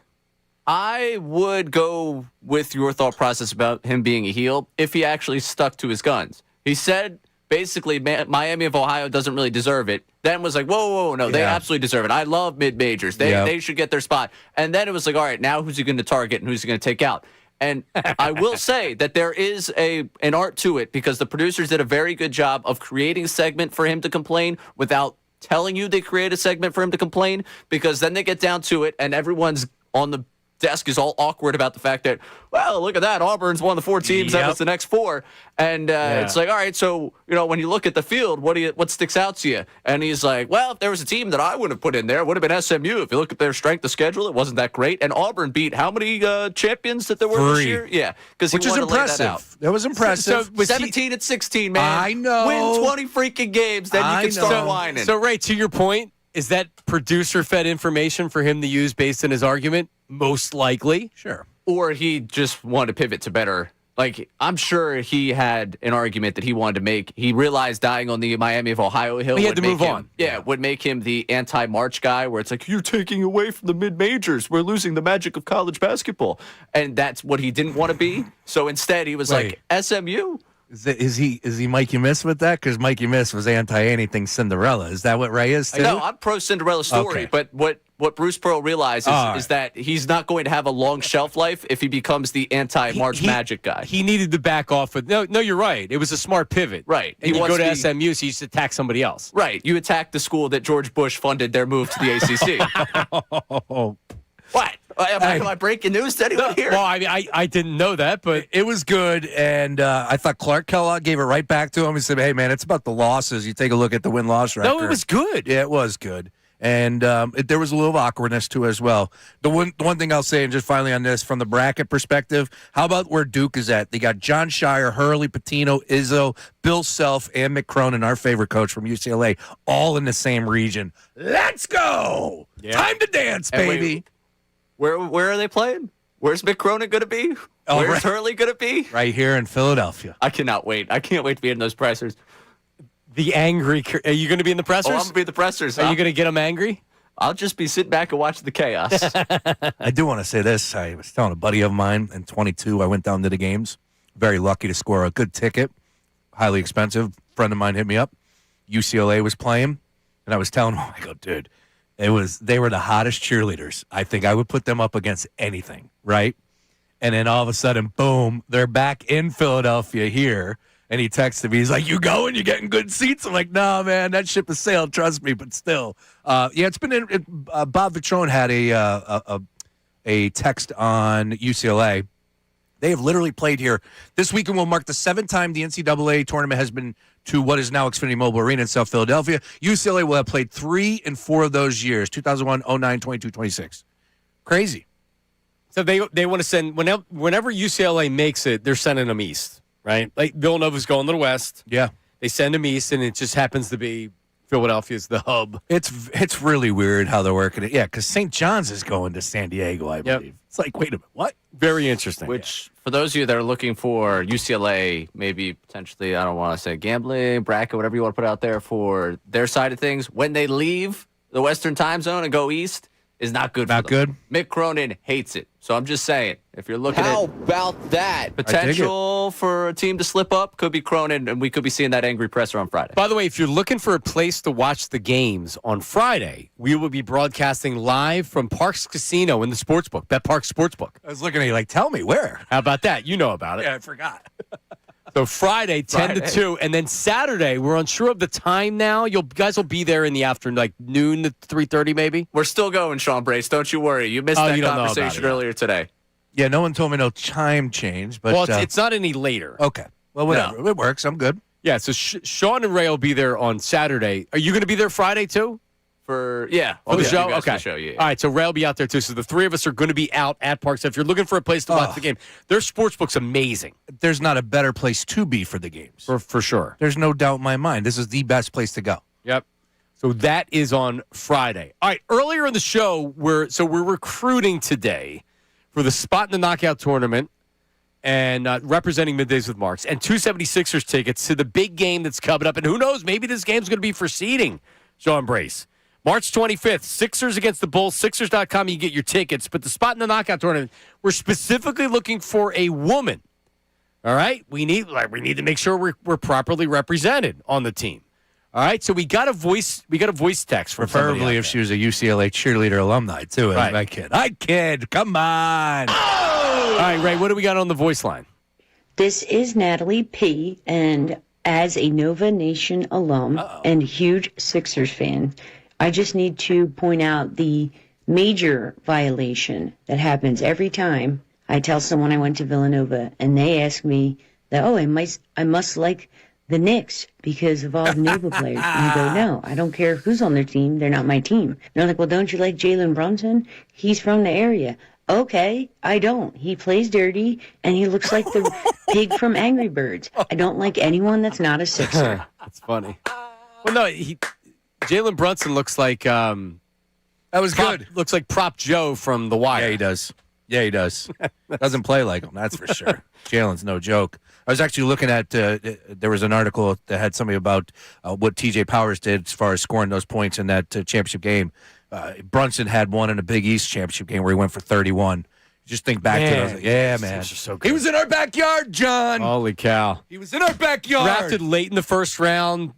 I didn't see it. Signed a less than this wasn't this huge contract. It's like, oh, you got it. Sign Brunson via free agency. Nope. He went with New York to his father was coaching and stuff. I was Leon never Rose. against the Nova players, but I did not see it with him. Me neither. All right, that's Natalie P. So either on the phone lines or on the text line. So you send us a voice text at 610-632-0975. Also, phone line 610-632-0975. Same way you send a voice text about anything we're talking about. She's leader in the clubhouse, right? Natalie P. is the was leader of the good. clubhouse. That was good. That was really good. That is good. All right, coming up, a former Eagle urged the Birds to call him in free agency. Call me now, he said. Who is it, and should they consider it? We have that coming up next. Middays with Marks, 97.5 The Fanatic. Got something to say about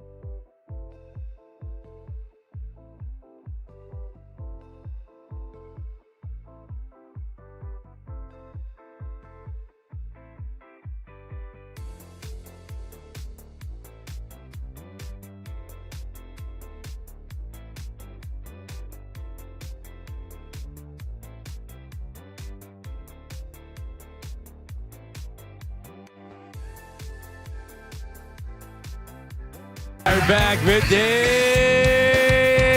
with Marks on 97.5 The Fanatic on the Fanatic app. Live on YouTube. Make sure you subscribe to 97.5 The Fanatic. And we haven't had a review in a while. If you listen to us on podcasts, on demand, even if you don't, give us a nice 5-star review. You ever miss any of the show, you can listen to it live on the radio, obviously. You can listen to it live on the app, worldwide. You can go back and listen to it on demand on the app or wherever you find your podcasts. It's same thing with YouTube, Sean Brace. Worldwide. In YouTube, you can get involved in, if you watch live, in the live chat, and then we recap that at the end of the show. Or you can go back like I do when I'm doing dishes at night, and I watch the show live, or I watch the show on demand on YouTube at night. There you go. I thought about you when I was doing the dishes. I'm like, I'm a music guy when I do the dishes. Depends. Yeah. It depends. It just depends on the night and what I'm thinking of. But typically, it's on the phone with the AirPods in, and I'm watching something on the phone. Yeah. But I do like to listen. I'm normally in the morning. I'm an audio person. Okay. And then at night, I'm watching. Gotcha. But last night, for the first time in a while, I tapped out. The kids. I was so tired last night.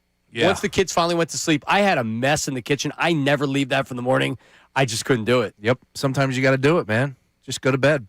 Throw everything in the sink, right? You got to just pile it up, and go to bed. I fell asleep in my daughter's bed, and then I was like, I just can't do it. But it also sets me back in the morning because I have to do 3 lunches. And they're water, because they have to have a water jug. So that has to be. Oh, yeah. So, yeah, real fun. Always. Or whatever. All right, so a former Eagle urged the Birds to calm. You know what we're talking about, Sean? I saw this over the weekend. It's our old buddy, Slay. Yeah. I called him Darius Slay in an interview, and he goes, "Don't call me Darius. Just call me Slay." No. He said that? Sure did. No, but he was cool. He didn't realize you couldn't curse on the air, and then when I tried to tell him, the wire wasn't connecting in his brain because he was doing I think he was doing a weekly player show. And every week it was like, make sure you're listening. Make sure you're on the dump button. He's going to curse. And within the first 5 or 10 minutes, there was something flying. I did see his wife on the timeline this weekend, too, as well. Yeah. Apparently, I still follow her. She's a very popular girl in the Eagles community. She was. She was great with fans. She would give away jerseys and tickets and things like that. So, with Darius Slay, listen, he still wants to play, but he doesn't want to play for just anybody. He wants to play for one team. Here's Darius Slay. Every team, no team can call me but Eagles. So no team can call me. So everybody knows. There you go. That's it. Eagles going to call him? I would say no. Probably no, too. Here's where they call him. Something happens with an injury during the season. It's only 35. Still got some time. Only 35 for a corner? Still got some legs. Or, still got some wheels left. By the time you're 35 as a corner, you're normally a safety. And he's not a safety. He's probably not. Yeah. All right, Dory. So week 3, something happens and there's an injury. Who are you calling, Dory Jackson or Slay? Dory Jackson. Yeah, I think I got to call Dory Jackson as well. With all due respect. Yeah. I like Slay. Yeah. I don't know what happened in Pittsburgh last year. They got rid of him after 10 weeks. It's just 10 games, not even 10 weeks. It was more great to read the replies to that video and see all the Buffalo fans that think somehow, some way, Slay changes the end of that season. We're like, bleep this guy. This guy sucks. I can't believe this guy wouldn't come up to Buffalo, New York. It is pretty amazing that to be able to play for a team that had legitimate championship aspirations. They're a good team. Josh Allen's the quarterback. Oh, yeah. That he was like, no, I'll play for the Eagles or nobody else. So the Bills were like, all right, well, you're not playing for the Eagles. Somebody had a comment because there's first-round games in Buffalo, and somebody was like, they asked if they were excited, and he's like, I've been to Buffalo in March. No, I'm definitely not excited. So, yeah, Slay, who the hell wants to go to Buffalo, even though they do have a winning team? New stadium, though. No roof, right? No roof. No, I don't think any roof. No, just a brand-new stadium up there. There's no retractable. I didn't think so. Honestly, I don't know how you build a stadium and spend that much money without a retractable roof. No, like if you're building a new stadium, it will not have a retractable roof or dome. $2.1 billion facility. Yeah, well, how about spend $2.5 billion and get a retractable roof? Is that how much? Because they don't want it. Is that how much a retractable roof is going for? The actual retail price of a retractable roof. Yes, $400 million, right? When we were discussing, I know it was a big popular conversation with Jeffrey Lurie. would you want a dome? And it's like, do you want me to take they're like, absolutely not. If they don't have a dome, they don't have the snow game. That's it. The whole you play in Northeast Philadelphia or you play in Northeast. Like you want that. You want the elements. You want the home field advantage. That's football, John. That's where I normally stand. But in this day and age, with everything else that comes, you could host the Final Four. There's something to it. Yeah, you put a dome. There's something to both sides, which is Definitely. you don't have the snow game unless because then they close the roof and you don't have to worry about it. The winter elements are very cool. Yeah, but like you said, it's always about the dollar. Final Fours. Yeah. Everything else that you want, you can have inside of Lincoln Financial Field, whatever they'll call it. Would you ever, with a dome, if you had the retractable roof? If you had the opportunity or the ability to do so, would you ever have a team where it was like, you know what, be in our best interest to open the roof? Like, no, never. Well, I mean, if like an NFC Championship game, you're taking on the greatest show on turf. Would you not? Rams right now. You open that roof up if you were the Eagles. That's interesting, right? You're trying to slow them down. Yeah. It's interesting. Home field advantage. Okay, you could do a little gamesmanship with that, sure. I think you got to make the call. I think 90 minutes, right? Yeah, it's not like the Is day that what it is? before. I think it's 90 minutes. It's literally the day of. I'm pretty sure you can tell. Could you imagine? You don't know. You have this fast team that's throwing the ball all over the place. You want to muck it up. You want third line grinders out there. You got to tell the fan base. You got to dress warm. Prepare for the elements. You never know. That's awesome. Yeah. All right, I'm in. Same. As long as I'm not going to the game. Because if I'm going to the game, close the roof. I need 72 degrees. Yeah, but have you ever been to a game in a retractable, like when it's 72 degrees and it's cold outside? Very, very cool and calm. And yeah. It's awesome. Yeah, it is nice. I went to, I saw him play in New Orleans once. That was a dome. I don't think I've been to any other domes, if I'm not mistaken. Well, get it through your dome that the Eagles will be playlaying in a dome. Yeah, you're right. Point. I believe it. Ray, we have a A.J. Brown voice text. Here we go. Mike from Bristol is putting in another voice memo, HVAC technician. On the AJ situation, I know last time I went a little crazy talking about the 3 first-round picks. Really, I just don't want AJ to go. He's a great player, great leader. But obviously his antics, we can't have people not wanting to be here in the Super Bowl window we have. But I think that we should pivot a little bit and reach out to like the Cardinals, the Jaguars, see if they'll do like Brian Thomas Jr. or Marvin Harrison, maybe for like AJ in the third. Maybe the Rams do get desperate and they're cool with it's going to be NFC Tech, so you got to go 13th picking Devontae Adams. I mean, at the least. Yeah, I think that's the way to go. But we have to have a physical receiver in there for Jalen to throw to next to Devontae Smith. I just can't see Devontae Smith being a number one going against Pat Surtain, Christian Gonzalez, all these big physical corners. I agree. Yeah. I agree with that. You're not getting the 13th overall pick for A.J. Brown, period. Forget about Devontae Adams. You're not going to get the 13th overall pick. They're not going to give it to you. Because that's what it would take for me to trade him to the Rams. And I know it's going to sting. He brought up the Jaguars. Not a bad idea. You sent him down there. Brian Thomas, who a lot of people thought was this elite wide receiver. He fell out of favor last year. Didn't have a great year. It's pretty wild. I'm all right with it. But they need a wide receiver.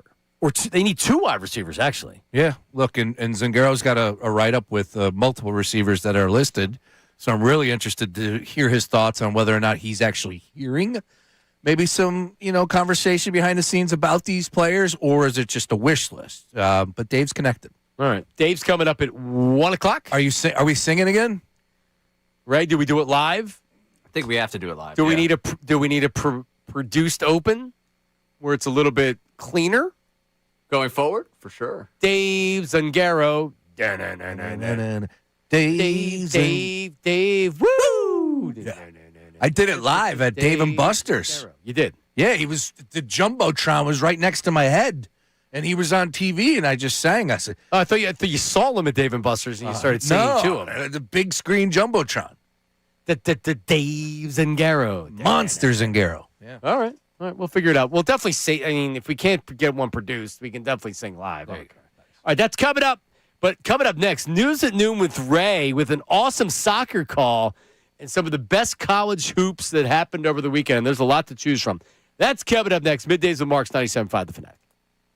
Now on 97.5 The Fanatic Sports Update. Dallas Goedert's back. I'm Ray Dunn with this Fanatic Sports Update. It's brought to you by Morgenstern Medical. This month at Morgenstern Hair Restoration, they're in clean and free. Almost head treatment with your procedure. That's $1,000 value free. Call 610-831-HAIR. Visit morgensternhair.com. Dallas Goedert signed a 1-year, $7 million contract to return with the Birds at a career high 60 catches, 11 touchdowns last year. It's going to be his 9th season as an Eagle. We'll talk to Dave Zangaro of NBC Sports Philadelphia coming up at 1 o'clock about everything going on with the Birds. Team USA beat the Dominican Republic 2-1 in the World Baseball Classic last night to move on to the title game. Aaron Nola starting for Team Italy tonight as Team Italy tries to make its way to the title game. Sixers beat the Trailblazers 109-103 last night. They won both games this weekend. Quentin Grimes led the way with 31 points in the win. Penn won the Ivy League title yesterday. TJ Power 44 points in the 88-84 win over Yale. They'll be a 14 seed and play Illinois in March Madness. Villanova got an 8 seed and will face Utah State. This update is brought to you by Taco Bell. Taco Bell's new Luxe Value menu has 10 lavish indulgences, including the new mini taco salad,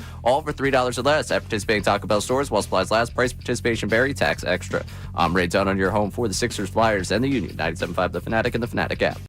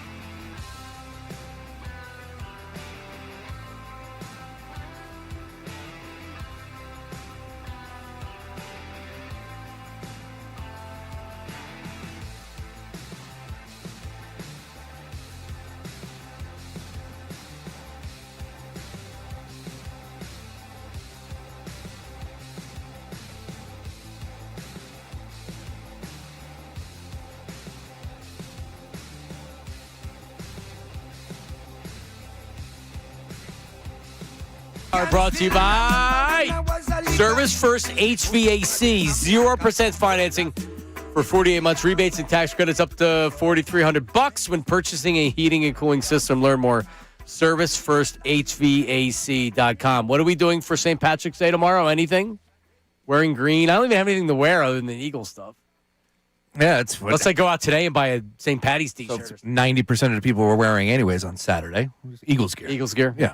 I was wearing my Jets Tim Tebow jersey, which I got at a Modell's that closed down near where I grew up about a decade ago when he was a Jet. $15 for that. It's a great item. Really? Lightning rod of opinions with rocking a Tebow jersey out on a Saturday. People still kneeling? People, yeah, of course, yeah. You had the people that got the bit that were Tebowing with me, and then you got the people that did not get the bit at all. And I got a lot of Jets yelled at me. Oh, which gotcha. I feel like was more of a pity thing.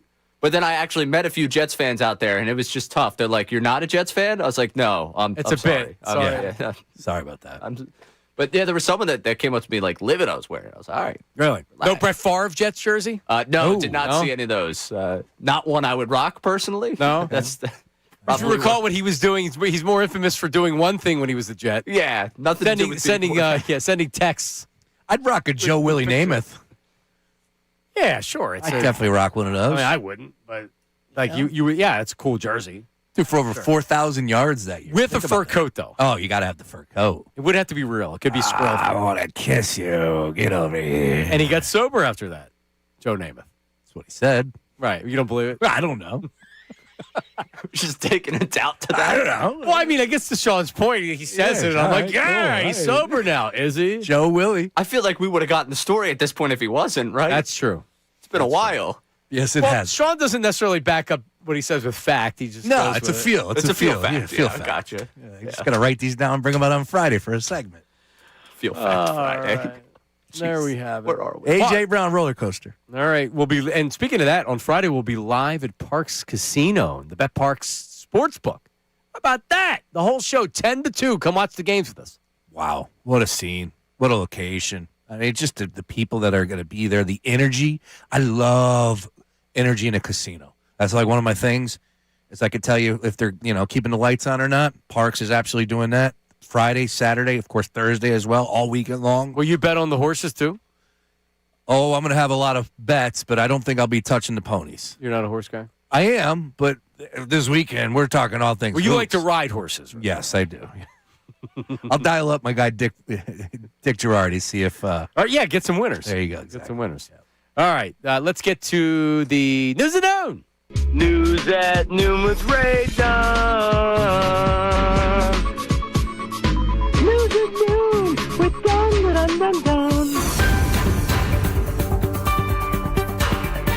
Text line's already upset with me for rocking the Tebow jersey.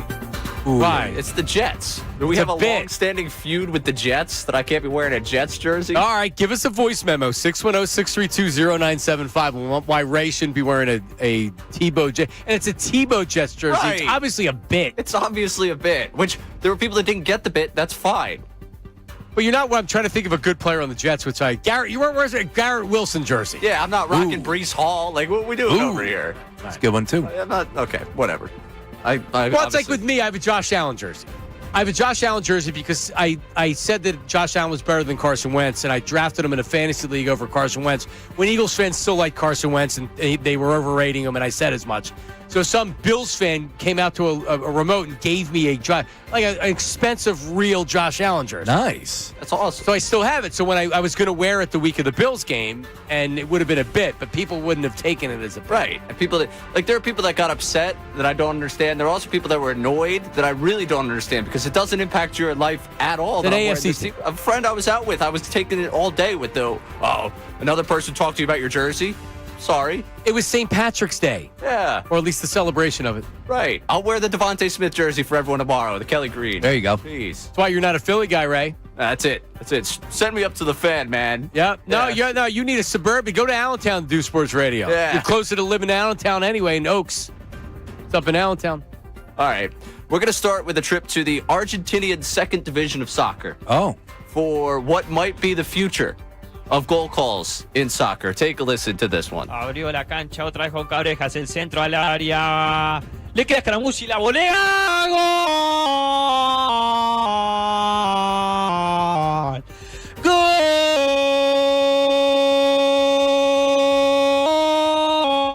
So, I realized everyone was going to lose their mind on that one. Auto-tuning the goal call. Is that the future of where we're headed? Yeah, for this hack it is. Yeah. All of a sudden, T-Pain on the goal scorer. Right. It's like, come on, man.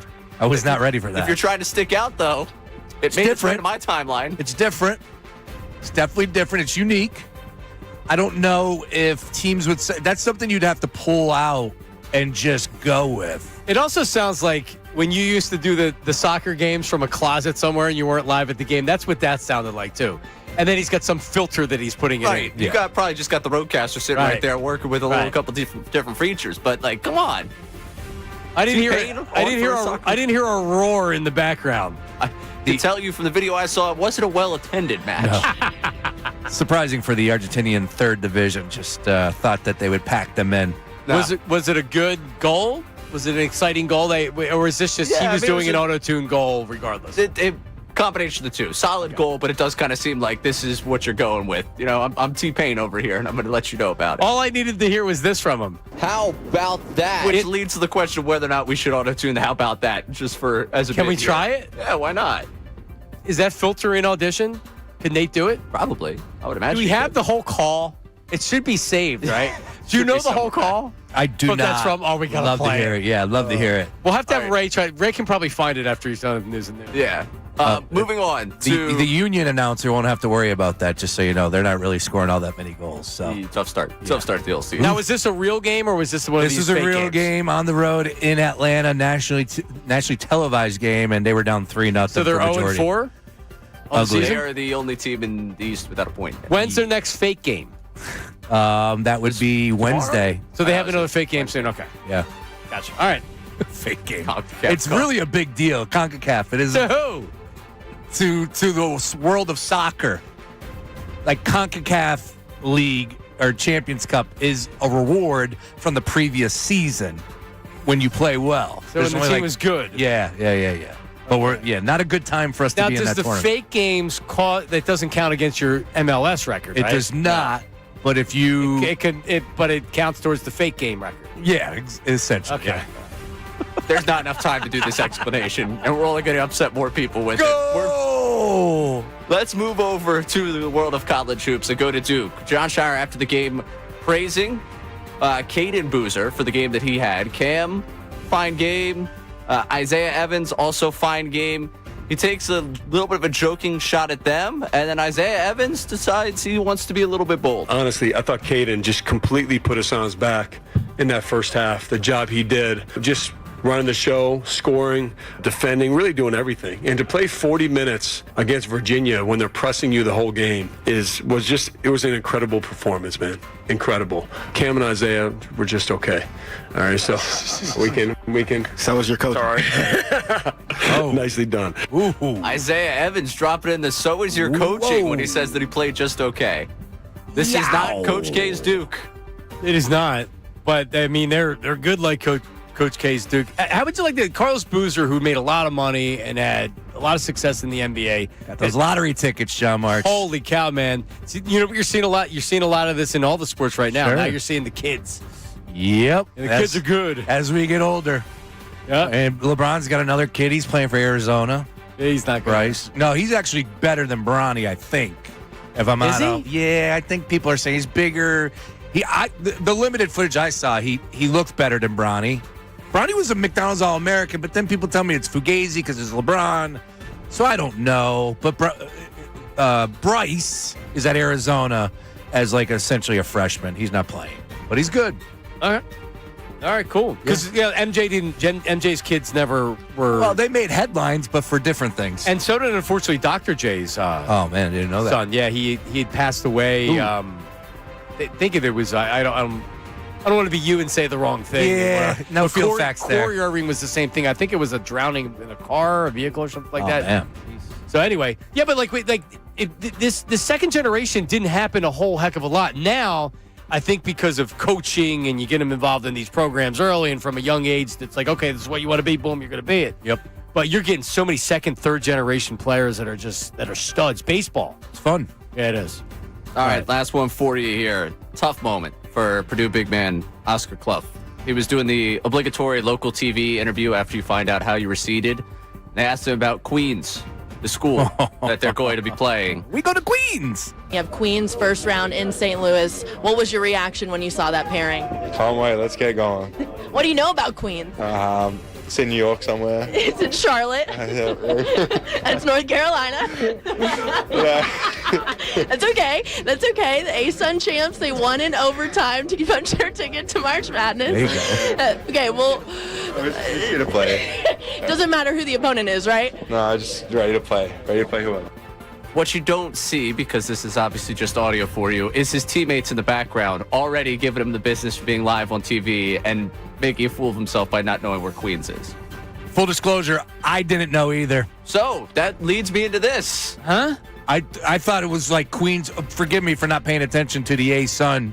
And when they showed Queens, that's the first time that I've ever heard of them. Now they're combining, I believe, with Elon, if I'm not mistaken, after this season. But yeah, I thought Queens was. Again, I didn't pay attention to the conference. I'm like, oh, Queens is in there. Just like California Baptist. Like, all right. Cal Bap. That's what I call it. Cal Baptist. But this is what it's all about with March Madness, too. Getting these teams that nobody's ever heard of. Right. Yeah. Which leads me to this. What? Pop quiz live. Uh-oh. Where is Siena? It is in upstate New York. Jerry McNamara. Yeah, Jerry McNamara is the coach. Watch out, Duke. Better watch out. When Coach Willard was on earlier, he talked about he was at Iona when Franny was at Siena. I remember I worked with Jack McCaffrey, his brother, who was a longtime columnist Delco Times, when he was at Siena before he went to Iowa. So this is going back 2007, 2006, 2007. I don't know what year he went to Iowa, but he was in Iowa since then. Yeah. But Franny was one of these mid-major coaches that had success everywhere where he went. And Siena was good. So that's why I know it's in New York. Where's Furman? Mark Furman, the former detective of the LAPD. Not Mark Furman. South Carolina. Look Talk at to you. me, baby. Talk to me Well, now. you're a North Carolina guy. Yeah. I did not know that. McNeese State. Tennessee. Oh, yeah, there it is. No! Yes. Louisiana. Oh, that sounded good. That sounded good. And I Felt said good. it with confidence. Oh, it felt good. I was in on you. You had me questioning myself. I've got it written down. Right state. Missouri? I like it. I'll Or go Mississippi? with it. Oh, no. Where? Ohio. Ohio. Really? Prairie View A&M. Oh, my God. Is that in Texas? Oh, Texas. good stuff by the two of you. There you go. And Troy. Troy is in, Midwest for sure. oh, God, I know Right? this. Where's Troy? Troy is in, give me a guess. Illinois. Alabama. Oh, it is not Yeah. Midwest. All right. That's So, the news and how noon. about Proof that we all that? can have that moment. Tough one, though, for us. Oh, yeah. So no. let's brainstorm. What can we do tomorrow? Maybe we do it for the Sixers tickets in the spot in the knockout tournament. Based around March Madness? Well, like Mascots are always fun. player in the tournament or Yeah. like character and something. I don't know. I like it. Right. And All right. All right. I just like the fact of coming to America when they were like, where should we go to find the Queen? Queens. We go to Queens. Yep. And then the next shot is someone throwing their trash in an alley or something. Well, Body by Jake picks him up. Remember? Oh, that's right. You got to pick him up for the airport first. That's right. Jake. Yeah, Jake. That was his only part in the. Well, I mean, geez, that was what year? 1988 and 1987. man. Coming to America. Legendary. McDowell's with the great John Amos. Prince Akeem. Yeah. So there you go. So you guys got me juiced up talking about the tournament, even though I watch pretty much zero college basketball other than the local teams that I'll keep track of. Yeah. By the way, what was the name of that school I never heard of that Temple played? Oh, that was. Remember you were joking about it, Ray? It was. Yes, I do remember. Did they I make called the tournament, Ray? No. I mean, I don't know. I didn't check D2. For all I know, they could have. But D2. That's great. Anyway, all right, there you go. That is the that's the news at noon with Ray. Ray, one more. Is there anything from the NIT or any of these secondary tournaments from local, like St. Joe's going anywhere? St. Joe's is going to the NIT. Is Temple They've doing got- anything? No. St. Joe's has got, I think, Colorado State, I want to say it was, Wednesday night. That's a field fact. We'll check that one in the back. Hell of a year for them. Yeah. Donahue, man. My brother was believing that semifinals game. He went into that VCU game thinking they were going to win. All right, so here's the question: What is what's your favorite college basketball memory, or the first one that comes to your head?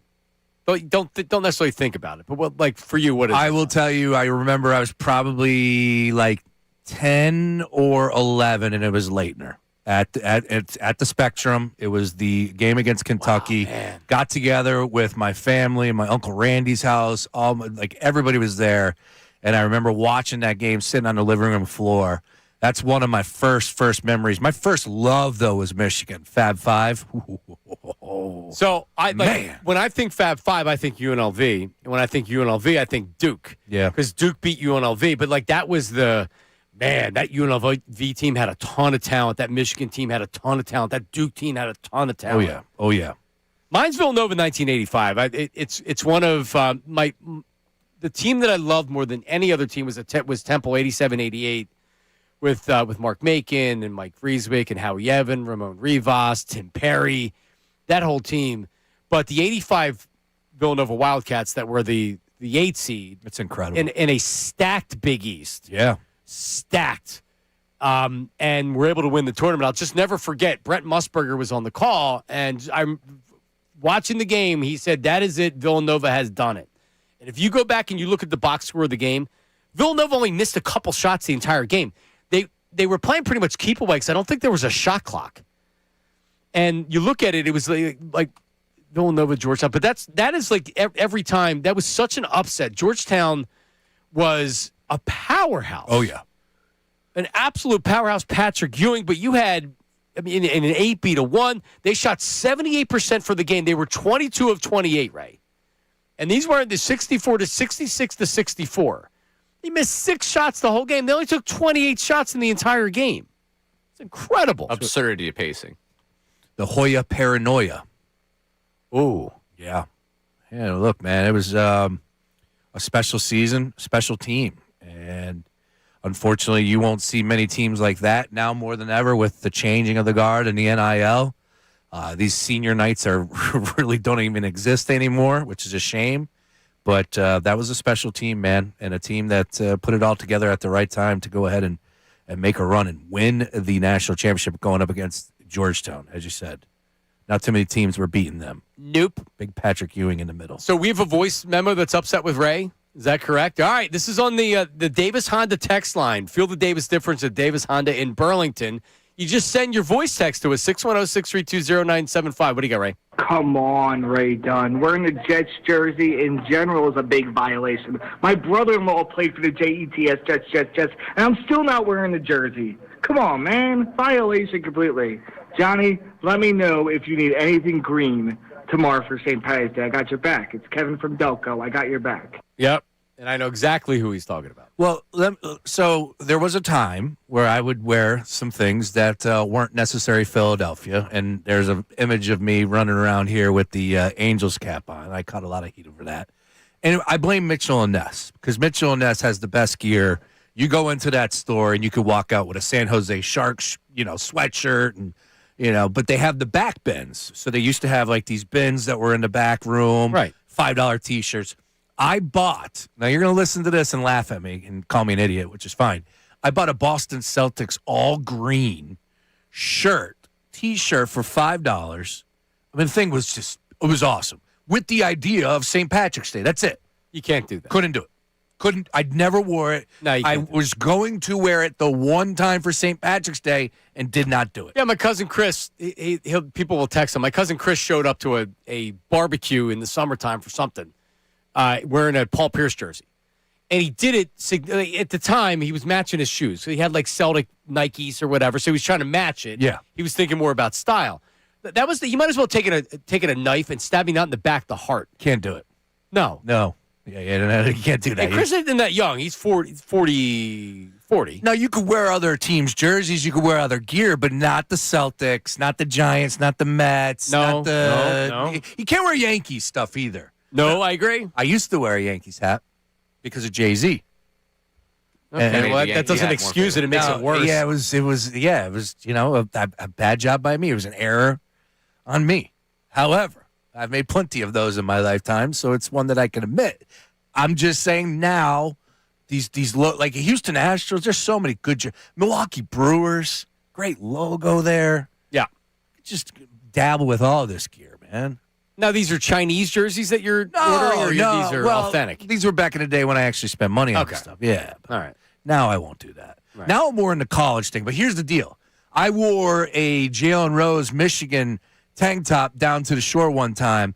And, like, you should have saw all these people coming up to me going, Michigan, yeah, like, yo. Oh, there's so many so many bogus Michigan fans in this area. But even they were alumni, and I'm like, I'm a fan of Jalen Rose. My buddy, my neighbor up the street, Brad, he's a big Michigan fan. So, and his sons are now Michigan fans. So, like, he's got something he's got some blow up thing he puts in the front yard during Portnoy? Is that what it blow up of Portnoy? No, I don't even know what it is. But it's something. There's something with Michigan he puts in the front yard, and it's annoying. Yeah.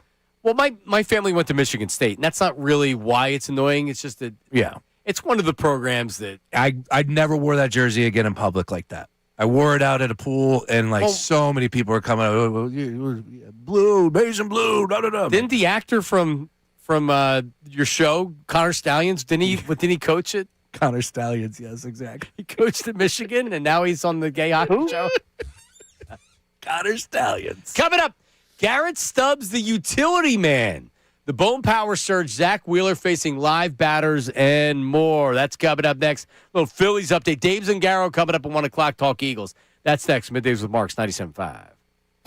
Now on 97.5 The Fanatic Sports Update. The return to Goedert. I'm Ray Dunn with this Fanatic Sports Update. The Eagles finally found their resolution with Dallas Goedert. It comes in the way of a 1-year, $7 million contract, a career high 60 catches, 11 touchdowns for him a season ago. He's returning for his 9th season as an Eagle. We'll talk to NBC Sports Philadelphia's Dave Zangaro coming up at 1 o'clock about what it means for the Birds going forward. As for Team USA in the World Baseball Classic, they beat Dominican Republic 2-1 last night to move on to the title game of the WBC. Aaron Nola gets the start for Team Italy tonight as Team Italy tries to make their way to that title game. The Sixers beat the Trailblazers 109-103 last night. They won both games this weekend. Quentin Grimes with 31 points leading the way in that win last night. Penn won the Ivy League title yesterday. TJ Power with 44 points in an 88-84 win over Yale. They'll be the 14th seed and play Illinois. Villanova got an 8th seed and will face Utah State. This update is brought to you by Orderly Meds, affordable GLP-1s. OrderlyMeds.com gives you access to semaglutide. Enter Zepatide, often up to 50% less.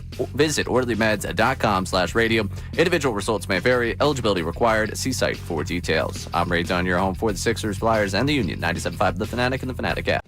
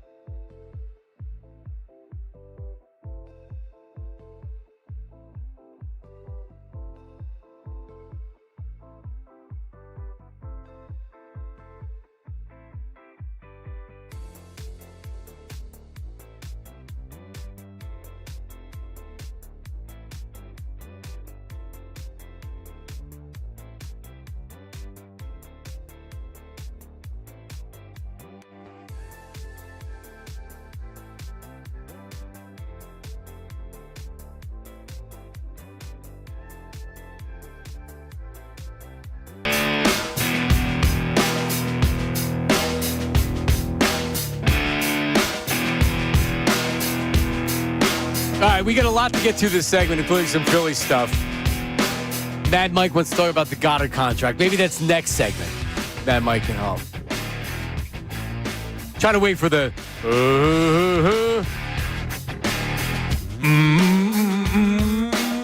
All right, we're back. Middays with Marks and Sean Brace and Ray Dunn. We have a voice memo on their favorite NCAA tournament memory. Here it is.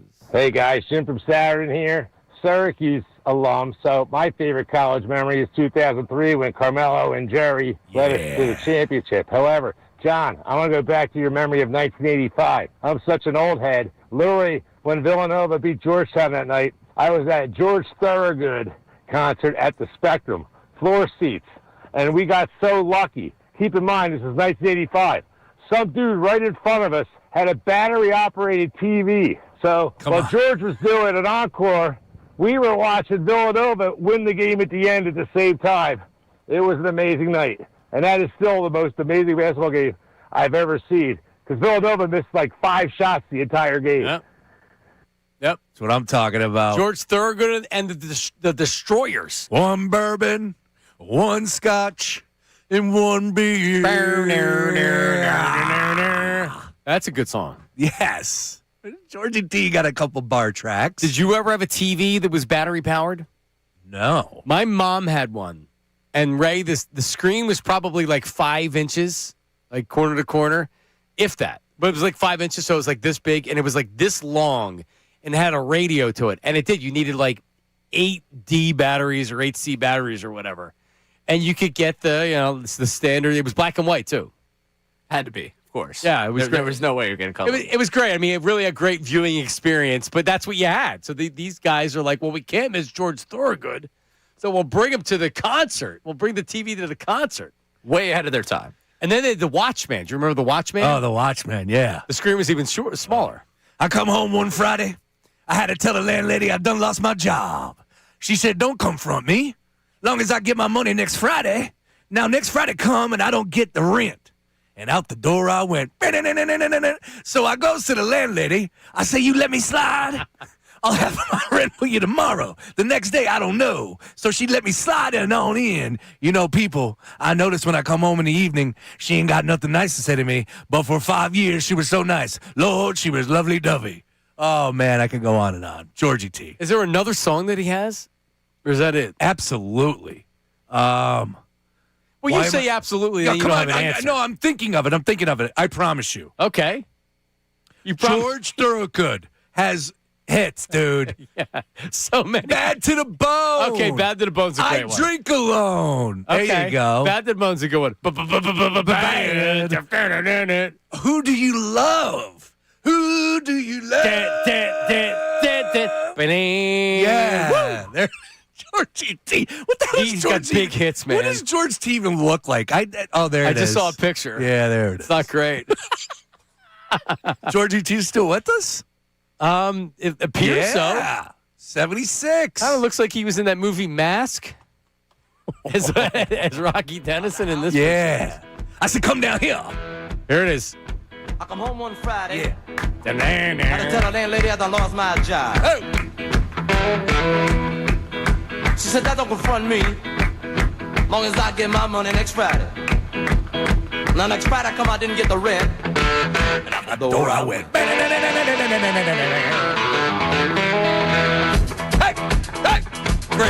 Great bar song. Takes a little bit too much chatter. Like, it is a great bar song. I said, let me slide. But you want to get to the hook, but it takes a good 2 minutes to get to the.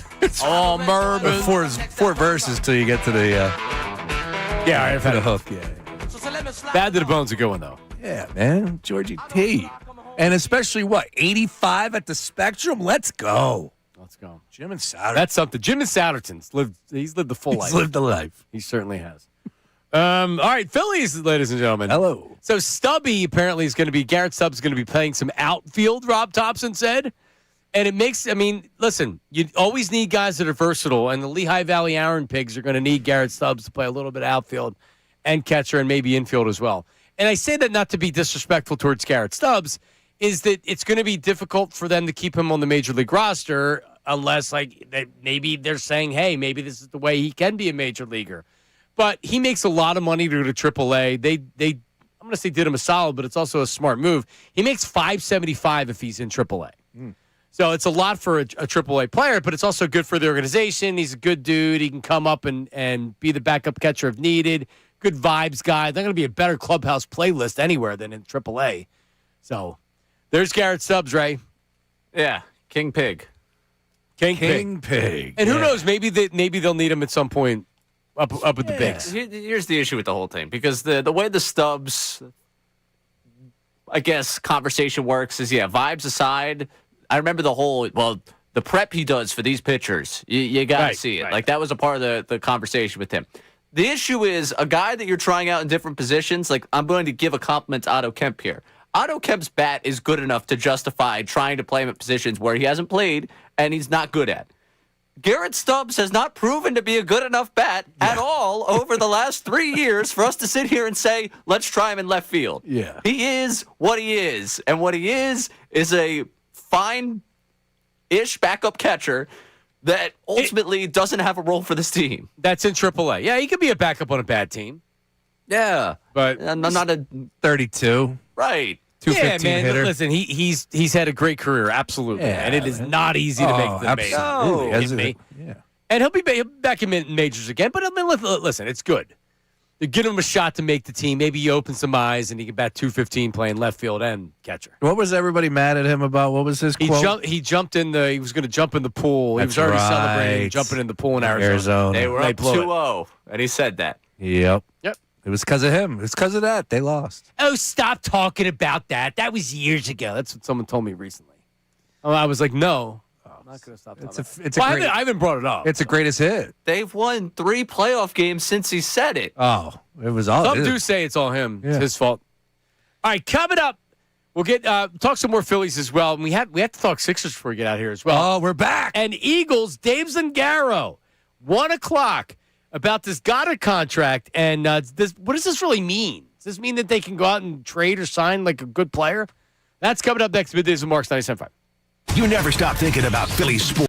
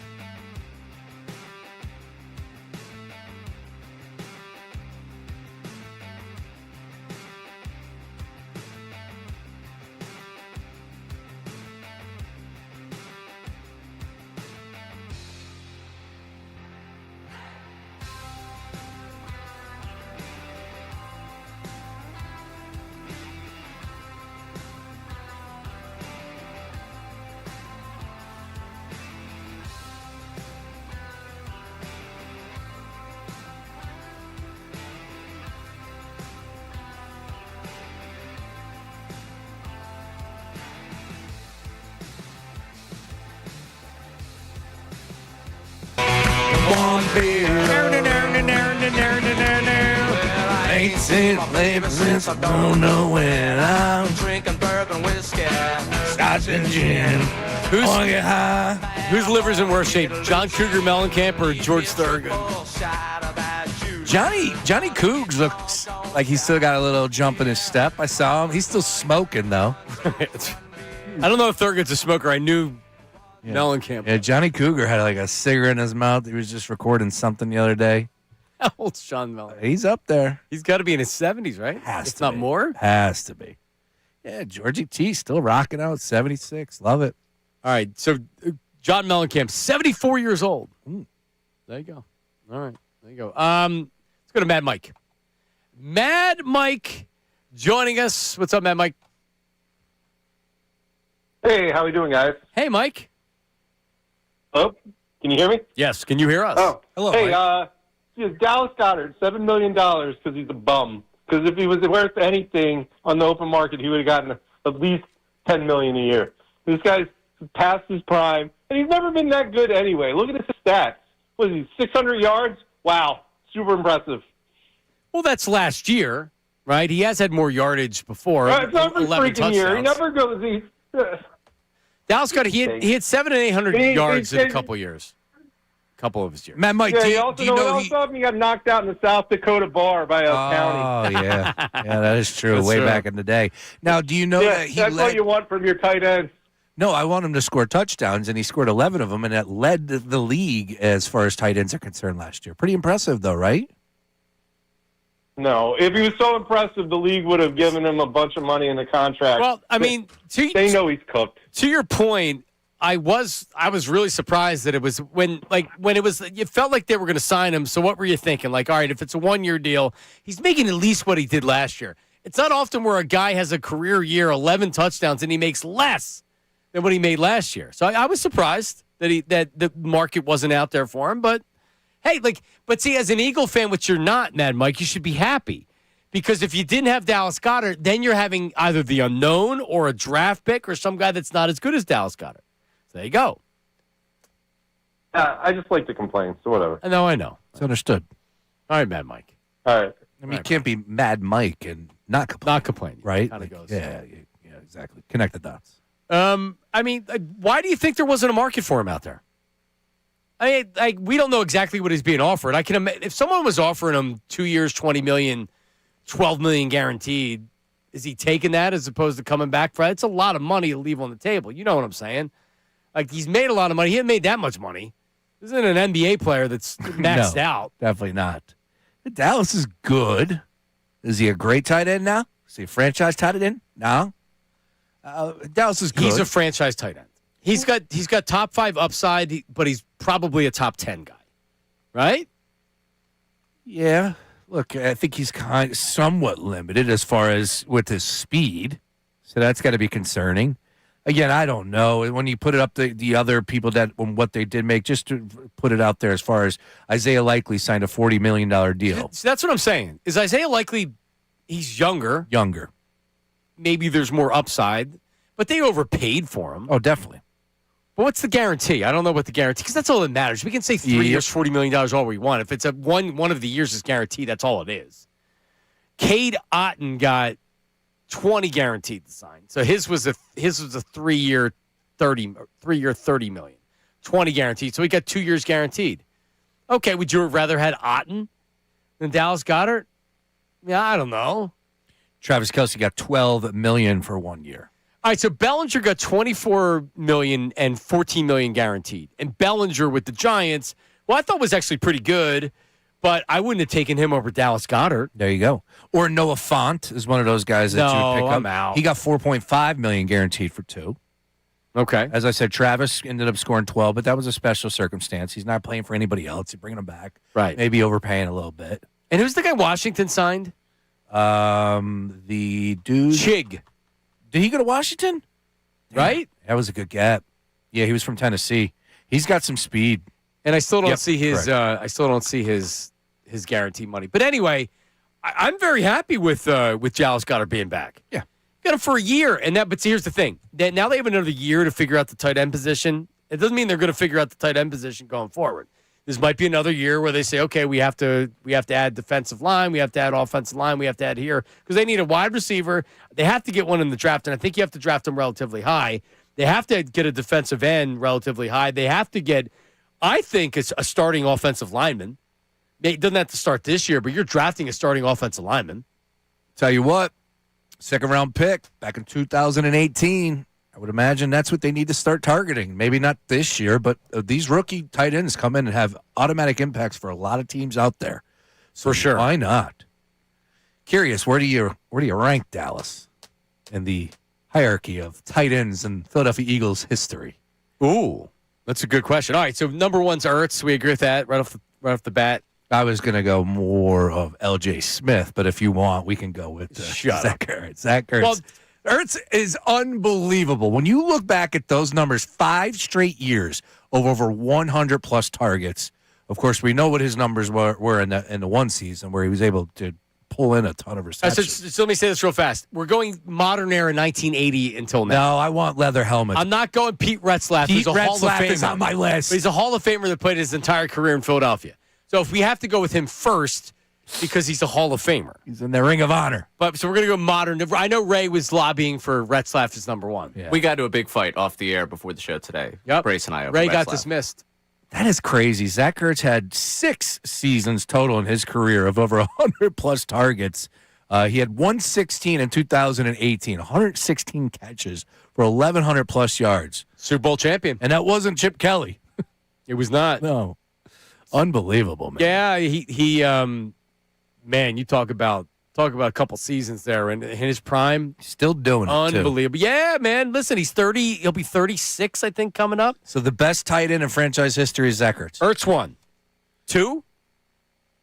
YouTube chat showing a lot of love to Keith Jackson right now. Yeah, Keith Jackson was I have to see how many seasons he played before. Free agency started when Keith Jackson needed to get paid, and Norman Bramman said, I'm not paying him. You crazy? He was the rookie of the year, I think, coming out of Oklahoma. Man, he was a pass-catching, gifted tight end. I was a big Keith Jackson fan. Let me see what he had 4 seasons before they let him walk. Selleck's got to be on that list. I think Selleck before Keith Jackson, just because Selleck won a Super Bowl and was here for longer. I think so. John Spagnuolo, back in the day, John was one of the better tight ends in the league. But by 80, he was already Spagnuolo. How about Chad Lewis? Chad Lewis, he was a Pro Bowler. There you go. He'd have to be considered. That's a good pull. I don't remember him being a Pro Bowler. Spags played until 87. No, John Spagnuolo definitely should be considered. Back when it was not a passing league, he had 65 catches, 64 catches in back-to-back seasons. You can't have the Philly special, and you can't have that without Trey Burton. Is he on the list? Does not make my top 5 list. Definitely the best third-string tight end they've ever had. Up until Johnny Munt. No. I will. Johnny Munt. You know, Johnny Page of Bleeding Green Nation did a whole write-up on Johnny Munt with film and everything. That's dedication. It really is. To the best third tight end in the league. It's just so, there's just a lot of talent out there, man. Shout out to Johnny Page. And I read it. I watched every video. There you go. I was like, look at the high motor on him. He's undersized as a blocker, but he finishes his blocks. No, it's great. I swear. I really, really enjoyed it. I watched it this morning. Oh, get me to draft, please. Yeah, for sure. I want to say, can we save the voice memos for later? Yeah. Ray? You're not a lot of strong tight ends if we're talking about Selleck being... Selleck should be on the list. Yeah, but who's second behind Ertz? Oh, man. Is it Goedert? Is it Keith Jackson? Is it... I don't think it's Keith Jackson. He was only here 4 years. Selleck's definitely ahead of Keith Jackson. Goddard's in what, year 9? This is his 9th year. He's been part of... And he's won to 2 Super Bowls. Won one. Yeah, because he came the year after they won a Correct. Super Bowl. Yeah, he's been to 2 Super Bowls. Yeah, Selleck played his entire career here. How many years? 11. Wow, he played 11 Has seasons. almost 5,000 receiving yards, 31 touchdowns. Selleck's best year was his third year, 2009, at 76 catches for 971 yards and 8 touchdowns. That's pretty good. And then later on became a massive... playing next to Goedert, where he's now the bigger blocking tight end that still has receiving skills. This is last year. He only had the Super Bowl year, he had 13 catches. But, man, he was out there. He was a big dude, Brent Selleck. Tell you what, that's a good pull by the Birds over the years, from Selleck to Goedert, and with Ertz in there as well. Selleck to Ertz. Ertz, yeah, there you go. Ertz to Goedert. Yeah. And now Goedert to Johnny Muntz. Johnny Munt. Or Munt. Is it Munt or Muntz? I think it's M-U-N-D-T. That guy they signed to be the third-string tight end. Yeah, there's no S. Munt. Johnny. Love Johnny. Johnny football. Is Dave Zangaro a fan of Johnny Munt? He's got to be. Is he the number one third-string tight end in the NFL right now? That's what I'm talking about. Dave Zangaro, not Dave Zangaro. Dave Zangaro. And also, we've heard a lot of, well, now the Dallas Goedert deal got done, now they can do whatever they want with A.J. Brown. I still don't feel like that they're going to keep I still feel like they're going to keep A.J. Brown until around June 1st. Maybe before the draft. Zangaro, what does he think about the A.J. Brown situation? What is he hearing? A little bit of we could do a little bit of draft, do a little bit of this, do a little bit of that. They better get an edge rusher. Who's on their radar? Everything, all the above with Dave Zangaro coming up next. Middays with Marks, 97.5. Now on 97.5, the Fanatic Sports Update. Goedert returns. I'm Ray Dunn with this Fanatic Sports Update. The Eagles finally found the resolution to the conversation about Dallas Goedert. He's going to get a 1-year, $7 million contract, a career-high 60 catches, 11 touchdowns for him a season ago. Returns for his 9th season as a Philadelphia Eagle. We'll talk to Dave Zangaro of NBC Sports Philadelphia coming up next about Goedert's return, what it means for A.J. Brown, and what the Birds are going to do with the rest of their offseason. Team USA beat the Dominican Republic 2-1 in the World Baseball Classic semifinals. Now they await Team Italy or Team Venezuela, whoever wins tonight. Aaron Nola on the bump for Team Italy. Sixers beat the Trailblazers 109-103 last night. They won both games this weekend. And in the world of hoops, Penn winning the Ivy League title. TJ Power, 44 points, the 88-84 win over Yale to get them to the tournament. They're now a 14 seed playing Illinois in the first round. Villanova got an 8 seed and will face Utah State in the tournament. This update is brought to you by Dairy Queen. The new spicy menu at DQ has opposites attracting. Spicy flamethrower chicken strips now served with a dip of sweet DQ soft serve. Sounds wrong, but it tastes so right. The new spicy menu at DQ at participating locations. I'm Ray Dunn, your home for the Sixers, Flyers, and the Union. 97.5 The Fanatic and the Fanatic app.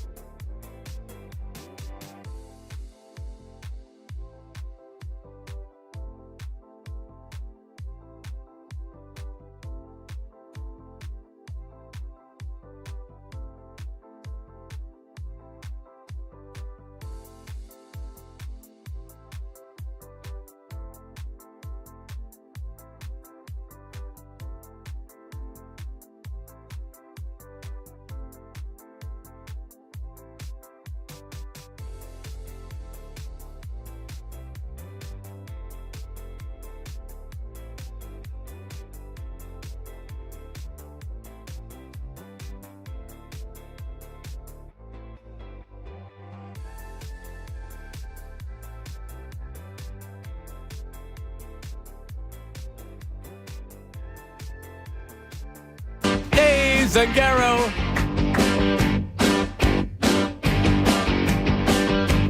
Dave Zangaro.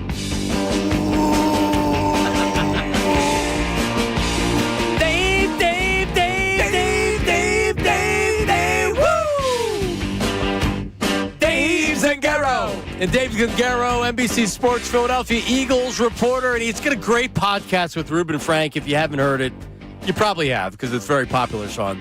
It's called Bird's Eye View, wherever you get your podcasts. And Dave Zangaro joins us right now. What's up, Dave?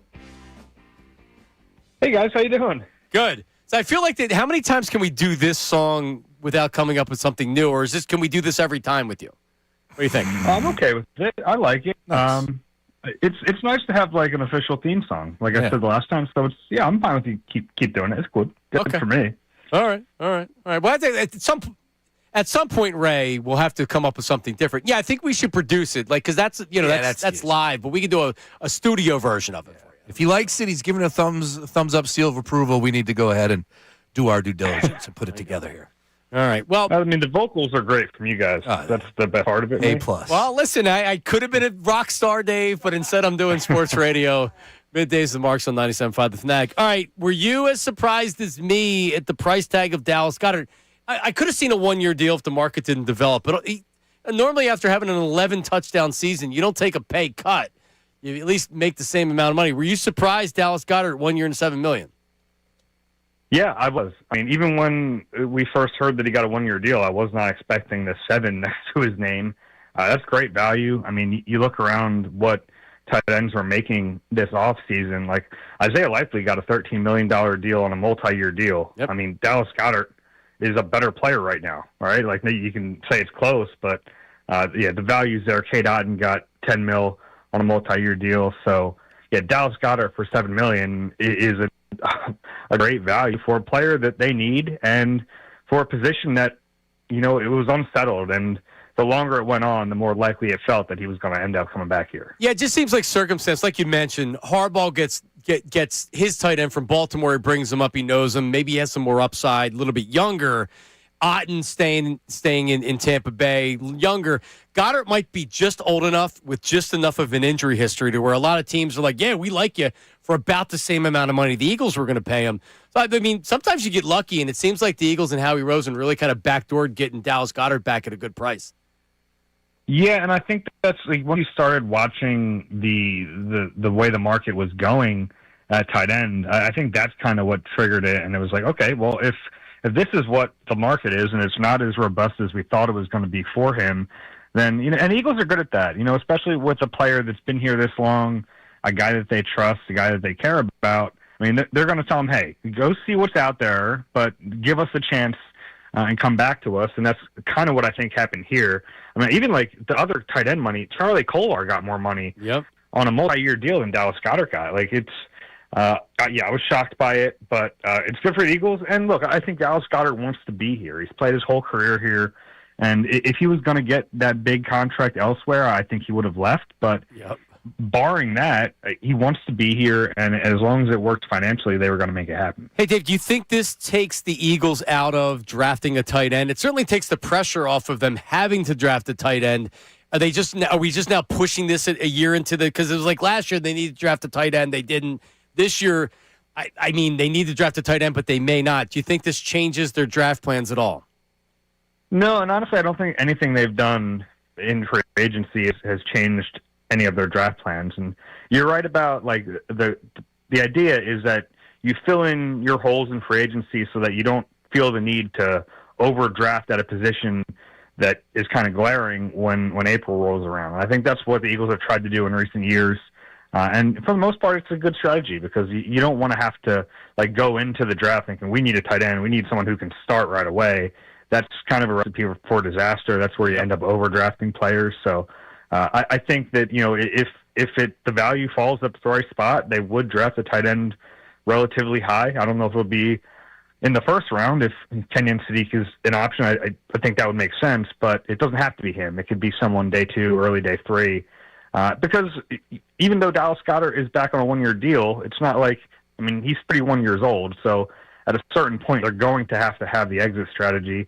You think back to when they drafted him in 2018, I mean, Zach Ertz was significantly younger than Goddard is now. So, I think it's kind of overdue for that plan. Well, I only asked that because I know they re-signed Calcaterra, and we have the best third tight end in I don't know if you heard, in the NFL, and Johnny Munt. Johnny Munt. So, I mean, if they really like the player, they're not going to worry about Calcaterra or whatever. You're right. They could draft a guy.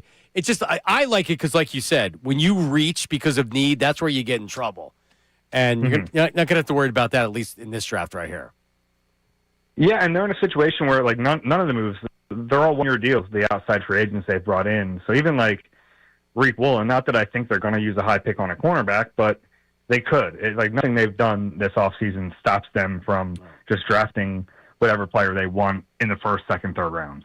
11 still available free agents who could interest the Eagles, according to Dave Zangaro over at NBC Sports Philadelphia. Dave, you got a name on there that I've been yelling and screaming that I would love to see the Eagles go ahead and land. It's Jawan Jennings, wide receiver, 28 years young, out of San Francisco. Had a great season last year when he was called upon to help out due to the injuries that they were dealing with. I'm curious, are you hearing anything, or is just a wish list from Dave Zangaro to the Eagles? Yeah, I think it's more about just looking at where their needs are, and I think wide receiver is one of them, regardless, really, of what happens with A.J. Brown. Now, if A.J. Brown is not here, then this becomes a pretty massive need, but they still have to replace Jahan Dotson, and after the top two guys on the roster right now, I'm a big Darius Cooper fan, but I don't know if you can go into a season relying on him to be the three. They have Johnny Wilson, they have Britton Covey, they just don't have a lot there beyond those top two guys. So I think that, Jawan Jennings right now would probably maybe a little out of their price range, depending on what it looks like. But the longer a free agent is available, I think the Eagles are an attractive destination for a player who might have to take a one-year deal. And we've seen that before. So, I don't know if it'll be Jennings, but I do think they need to add a receiver. Oh, no, they need to add a receiver. I think they need to draft a receiver relatively high, and that's because I don't believe A.J. Brown is coming back, and it's more likely this is when people say June 1st, they can still do a trade at the draft and then just make the move correspondent to after June 1st, right? No, well, a trade cannot be designated a post-June 1st trade. That's not a mechanism that so they would have to wait. Thing. Yeah. So it's funny because you can cut a guy with a post-June 1st designation. That does not exist for a trade. So if you trade someone, it happens immediately. Now, I guess you could, in theory, have some sort of handshake deal, but and I think that's kind of what Mike Garafolo was alluding to when he said that Howie Roseman was trying to figure out a way to do it in two parts. Right. Because right now, there is no mechanism to have a post-June 1st trade designation. So you got to do it after June 1st to get that benefit of splitting up the dead cap between this year and next year. But I'm sure you guys have heard the Dallas Goedert being connected to A.J. Brown. Yeah. I think a big reason for that, and I can kind of explain a little bit, is that if Goedert were to leave on that voided contract, over $20 million in dead cap hit this year would accelerate. So to have that plus a $43 million dead cap if you trade A.J. Brown before June 1st wasn't really feasible.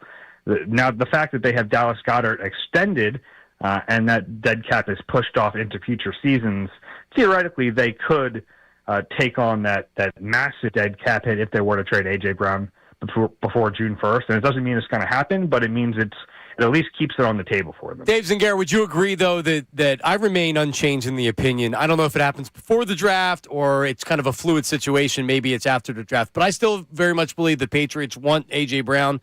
A.J. Brown wants to be traded to the Patriots, and the Eagles know it's time to trade A.J. Brown. Does it happen? It's not a lock, but I think momentum certainly is that it's going to happen. Do you agree? Yeah, I haven't really changed on this. We do our Stay or Go series on NBC Sports Philadelphia after the season, and I had A.J. Brown going, and I still don't think he's going to be here this year. Now, look, maybe things change, and we'll see. You never say never, but it just feels like there's been so much smoke around this situation.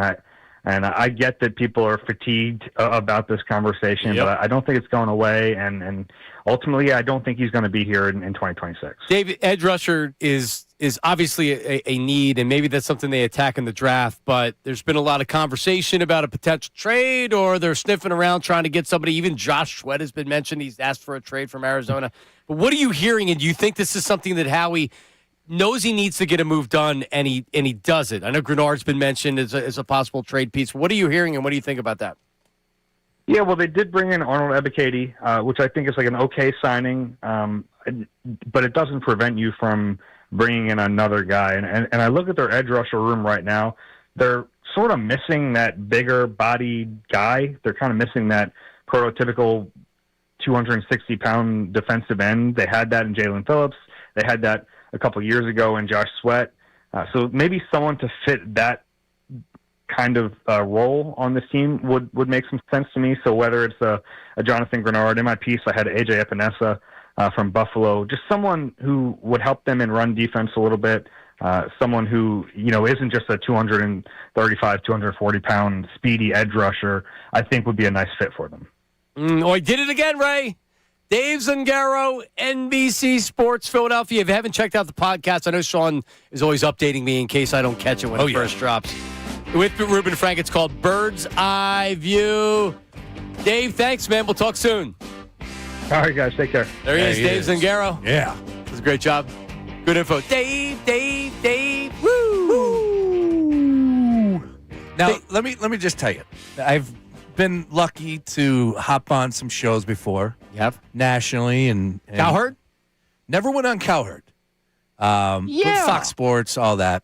And you were on Fox Sports, but you were on with Rob Parker? I was on with Rob Parker for one time. I was on with Aaron Torres. I was on with Gottlieb. Doug Gottlieb? Oh, yeah. We're going to go to Philadelphia and check in with my good buddy Sean Brady. I'd never met him before. Yeah, that's all right, though. That's all right. It's fine. But if I went on a talk show and they played a theme song as my intro, I would just be, over the moon. Right. Over the moon.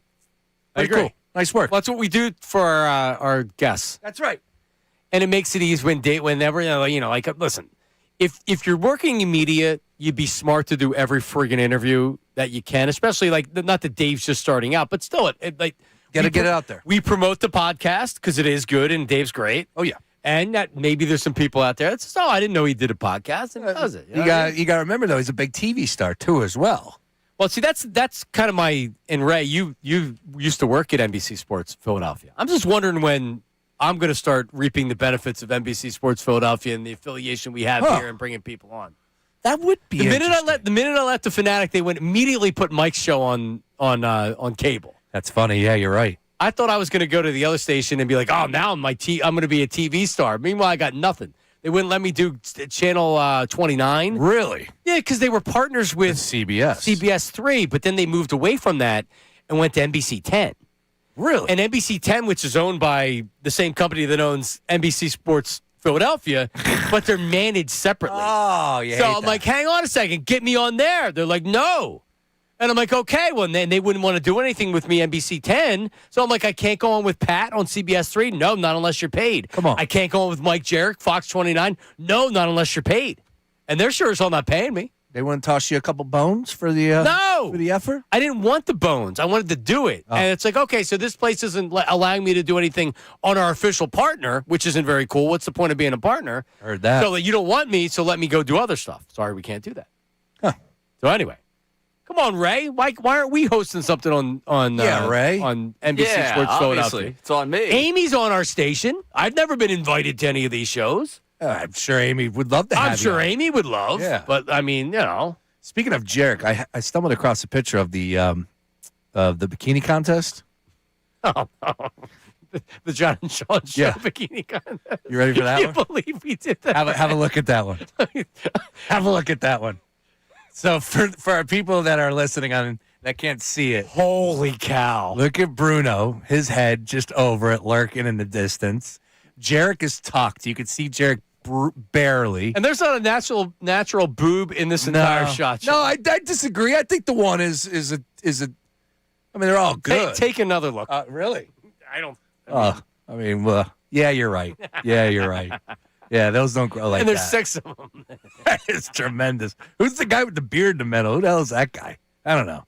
Straggler. Can you put that out? Yeah, sure. Why not? Yeah, at least send it to Ray.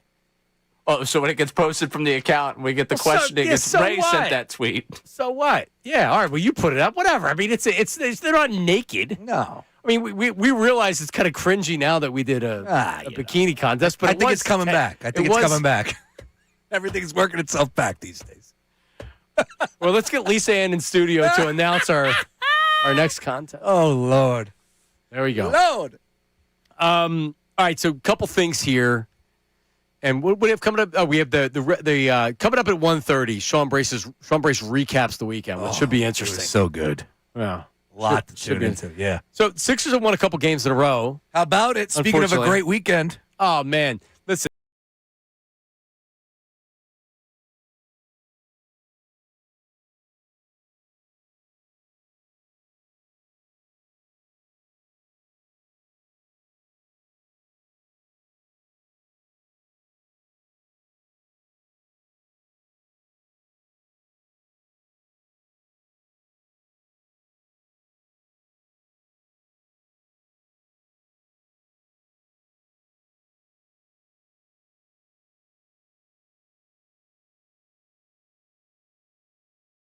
These guys, these teams that are coming are professional teams, John Marks, and you got to realize when they're professionals and you come away with a victory, that's all that matters. Now, here's the deal. Even if they're playing teams that don't want to win. Well, that was the Brooklyn Nets on Saturday. That's fine. But do you know, yesterday the Sixers went off as an 8.5-point home dog and won outright. Did they really? Yeah. Portland's a good squad. Portland has some good players. And, of course, nobody's playing for the 76ers. We have a good club. You're depending on Quentin Grimes to lead the Right, charge. which is why you're an underdog more than anything. Deep team. 8.5. And they won. Yeah, I'm still looking at box scores from Oklahoma City and seeing McCain went off yesterday. he did. He was Yeah. hitting the 3 yesterday. Yeah, we can't buy a 3. But, Nope. hey, look, you play the schedule that's in front of you. You hope to get some relief as far as with Joel Embiid. Paul George is on the horizon. Will Tyrese Maxey be back with a pinky? You know, I would imagine it's sooner than later. Everything's working in the right direction. Now, I'm allowed to change my tune after Tuesday night when they lose by 50. However, it was a good weekend. Yeah, I agree. Now, but I mean, Ray was asking. He was afraid to ask you if you're back. Oh, I'm If you're back. back on. I'm back, and I said it. I said if they win both of these games this weekend, I'll be back. You're back. Yeah, definitely. I'm believing again. Yeah. So here's where I am, Ray. Tell me if you're because I'm not going to do the tank stuff, blah, blah, like whatever. You got to play. It's important right now. If you look at the standings, they are a game and a half out of 6 with the Raptors. I don't know if they play the Raptors the rest of the season, but there's a lot of basketball still to play. You hope Embiid can come back soon. It's going to be a couple weeks with Maxey. But you had mentioned Paul George, and his return may be the night that we're down there for the knockout tournament. That's right. But yeah, it's like there's something to play for with a young team, with VJ Edgecombe, with Tyrese Maxey coming back. Like if you can win and actually make it to where you win the play-in game, and then you make it. All right, let's get a series going now. Let's see if you can compete against. Like the Celtics or the Pistons. Like, let's see what you do. Let's see if you can win a game. Right? Like the Pistons don't scare me. Very good team. They don't scare me. You go in there with Joel Embiid and Paul George and Maxey and Edgecombe and a rotation that, like it's okay. Or maybe you can win a game. Like, but it's playoff experience for the younger players, which is important. Big time. Yes, you're definitely right about that. It's just one of those deals where it's a game-by-game basis at this point in time, and I'm not trying to be the cliche here with the coach speak, but it's just the reality of the way the Sixers are operating, and we don't know what we have. Like, we were doing the math on Joel Embiid. He could be back this week. I highly doubt it. I think he comes back next week. Yeah. And if he does, is he rested, ready to go? I mean, or if he doesn't, he doesn't. Like at this point, I can't even. It's upsetting that he's not out there. So I won't lie. There was a tweet that was put up by Yahoo Sports, right? You might have seen it. It has Joel Embiid since he came into the league, and we know he didn't play his first couple years, so this is counted into it. In his career, after last night, games played 485, games missed 485, and he's obviously going to miss more games coming up. And you hope he can play more games by the end of the season. That'd be a good thing. But it's like one of these Eli Manning things. Remember Eli Manning went under 500 as being a starter, and it's like, wow. Like, and was that his final? He ended up being under 500 because they were bad. Anyway, like, that's a man. That's even with the first 2 years, and you knew when you drafted him he wasn't going to be ready to play at least in the first year. But man, that's a lot of games. It really is. And what I would say is this, what comes to my mind is what VJ Edgecombe said, that a lot of media, helps drive that point home or makes it up that Joel Embiid doesn't play. And Ray and I butted heads over this. And I just say, well, you can't tell me that number, that stat, and that's media driven, because it's not. The reality of the situation is Joel Embiid has missed as many games as he has played. That's it. That's not media-driven, VJ. That is the reality. What were you saying, the Ray? The media-driven thing is that he doesn't want to play basketball. That's what VJ was fighting back on. And if you're going to say that number is just because he doesn't want to play basketball, we got two full seasons. Part of it is. His first 3 years in the league, 82, 82, and then 40 because he missed after January at the end of that season. There's 200 of the 485 there. Wow. He told you. And what, he couldn't play in that second year? He couldn't play? Is that all his those decision games? or the 76ers decision? He runs the organization. I think he's got, they handed the keys right to him. I don't believe for a second that he doesn't want to play. I think he wants to play. But not now. I'll leave it like this.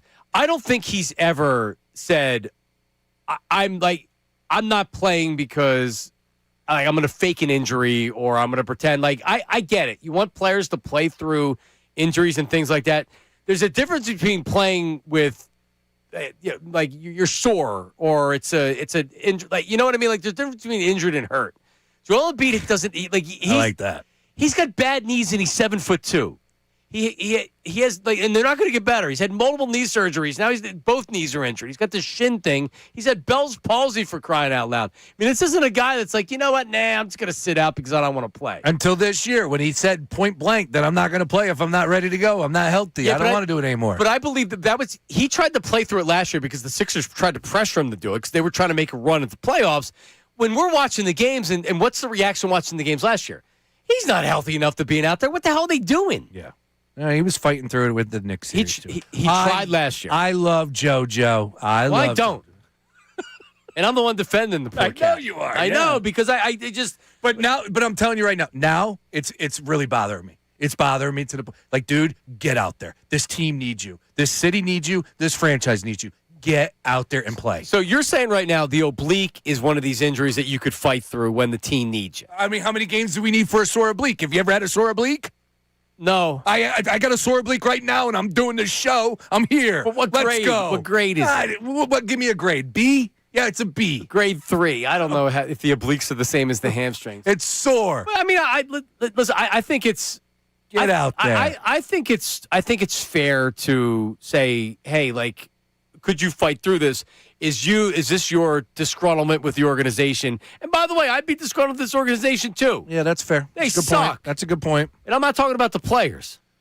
It's a good point. It is. It's just I'm just frustrated, man, because it's like you had a good season. You were putting it together. Hell, I thought you were contenders a month a and then now all of a sudden he looked like MVP Embiid before he got injured. I just want to see the best of the best. So Ray, is this breaking news on the per his Instagram? Darius Slay, I guess, got a phone call from his agent who said the Eagles are not going to sign you because Darius Slay on his Instagram has retired from the NFL. How about that? Which only means that if there's an injury and someone calls or the Eagles call, he will come out of retirement. Thank you, 97.5. But a hell of a run, hell of a career for Darius Slay. He retires as a Super Bowl champion with the Eagles. What are those awards? He's got 6 of them. What did he win 6 times? Silver Slugger. That's baseball. Pro Bowl? Pro? What is Pro Bowl? Is that? I don't know. I don't know. He put out an image with the Detroit Lions jersey and those awards. So it's got to be one of those. All right, we'll talk about that coming up. Also, Sean Brace's weekend recap. Pro Bowl. This is going to be 6-time Pro Bowl. That's something, man. Oh, hell yeah. He's not a Hall of Famer, but he's the next tier down. Right? 6 Pro Bowls is something. Man, Slay is on that line. We'll discuss coming up. The gut? No, I'm with you. Sean Brace's weekend recap and all that's coming up next. Middays with Marks, 97.5, The Fanatic. Oh, but first, let me tell you about Blue Chew. Guys, when it comes to performance, good enough isn't good enough. And that's exactly why Blue Chew just raised the bar.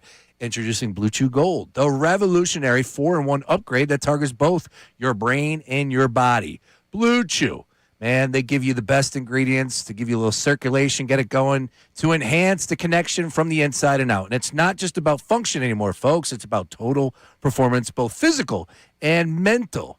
The tablet dissolves right in your mouth and starts working in as little 15 minutes. This is the future of performance, faster, smarter, and precision engineered for results. Get started today. If you have any questions, all you got to do is go to bluechew.com. I went ahead and recorded a video on my Instagram. Go ahead and check that out at @Sean_Brace, where I told you exactly how it took place last week when I placed the order, black envelope to the house. General information, so not people are checking. The mailman's not questioning anything along those lines. Ultimately, everything comes nice and easy, one clean black package, ready to go. BlueChew.com to see why millions of men trust Blue Chew now with a gold standard upgrade that's changing the game for good. And how about this? For all our listeners, people, we got a special deal for you right now. Get 10% off your first month of Blue Chew Gold with code YES. That's promo code YES. All you got to do is visit BlueChew.com for more details and important safety information. And we thank Blue Chew for sponsoring.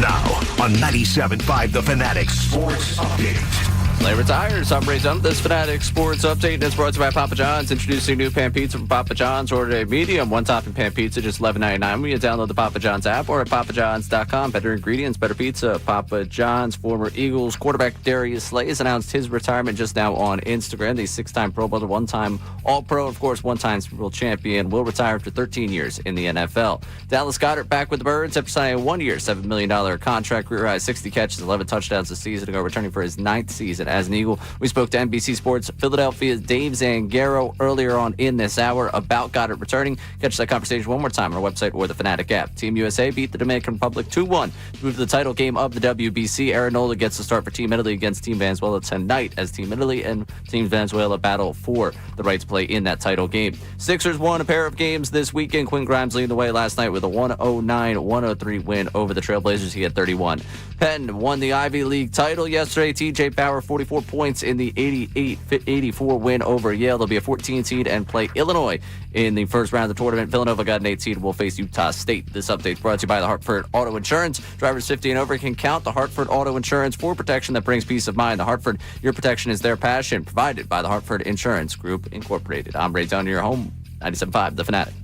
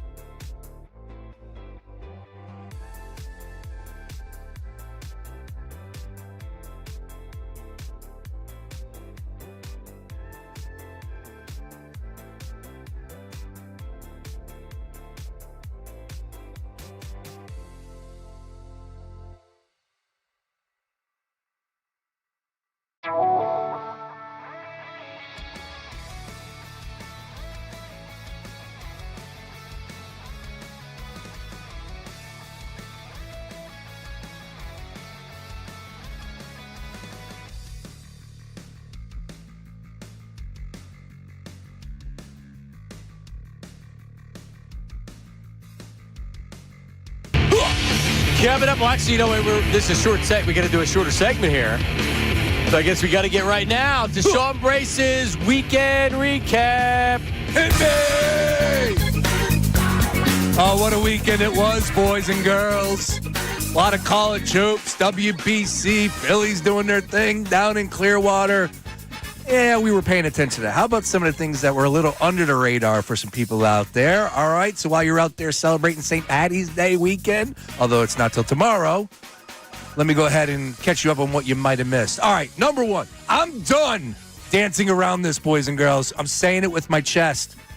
The San Antonio Spurs are winning the championship this year. Yeah, right here, right now, San Antonio Spurs are your NBA champions. Agreed.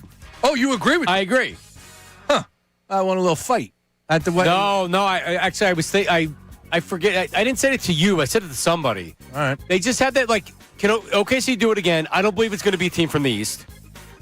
So right now, the Spurs have the second best record in the league, only trail the Oklahoma City Thunder, who, oh, by the way, they have beaten 4 out of 5 times this year. They own them. They own everybody. Yes, they ended up losing a tough game on Friday to the Denver Nuggets, one game that they were up by a ton and took their foot off the gas pedal. But Saturday, he's a generational monster. Plus, there's other young pieces like Stephon Castle, Aaron Fox, Devin Vassell around him. The playoffs are going to be amazing. Here's Wemby from the weekend. Wembanyama slams it down over Williams, the left hand.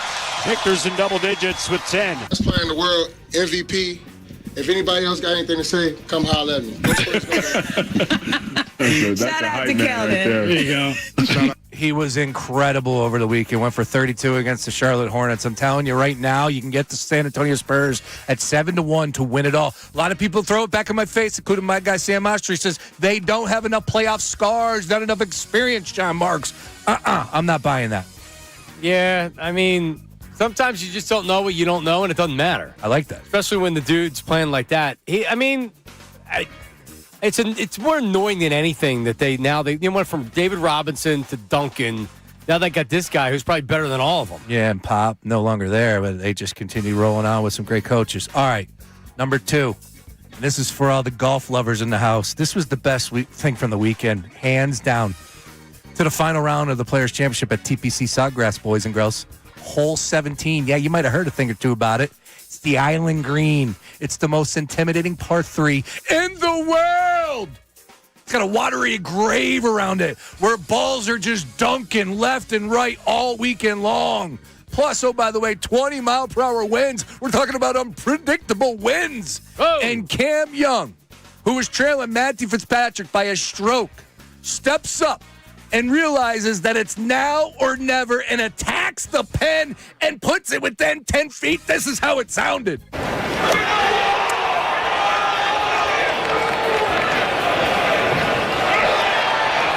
bounce. Great bounce. And the roll.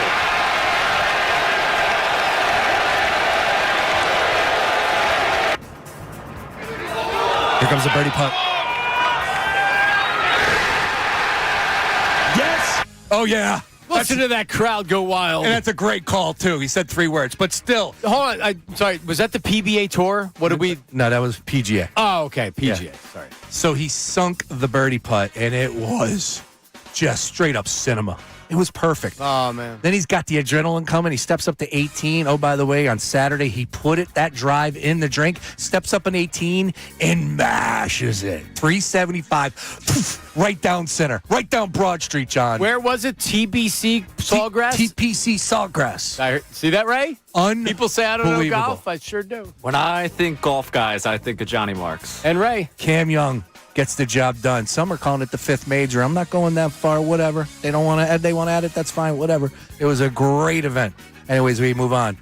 Finally, from the weekend, did you know the Olympics are still rolling on? The Paralympics are rolling on, a matter of fact, still taking place in Milan, Italy. Did not know that. They follow the Olympics, right. I did not know that.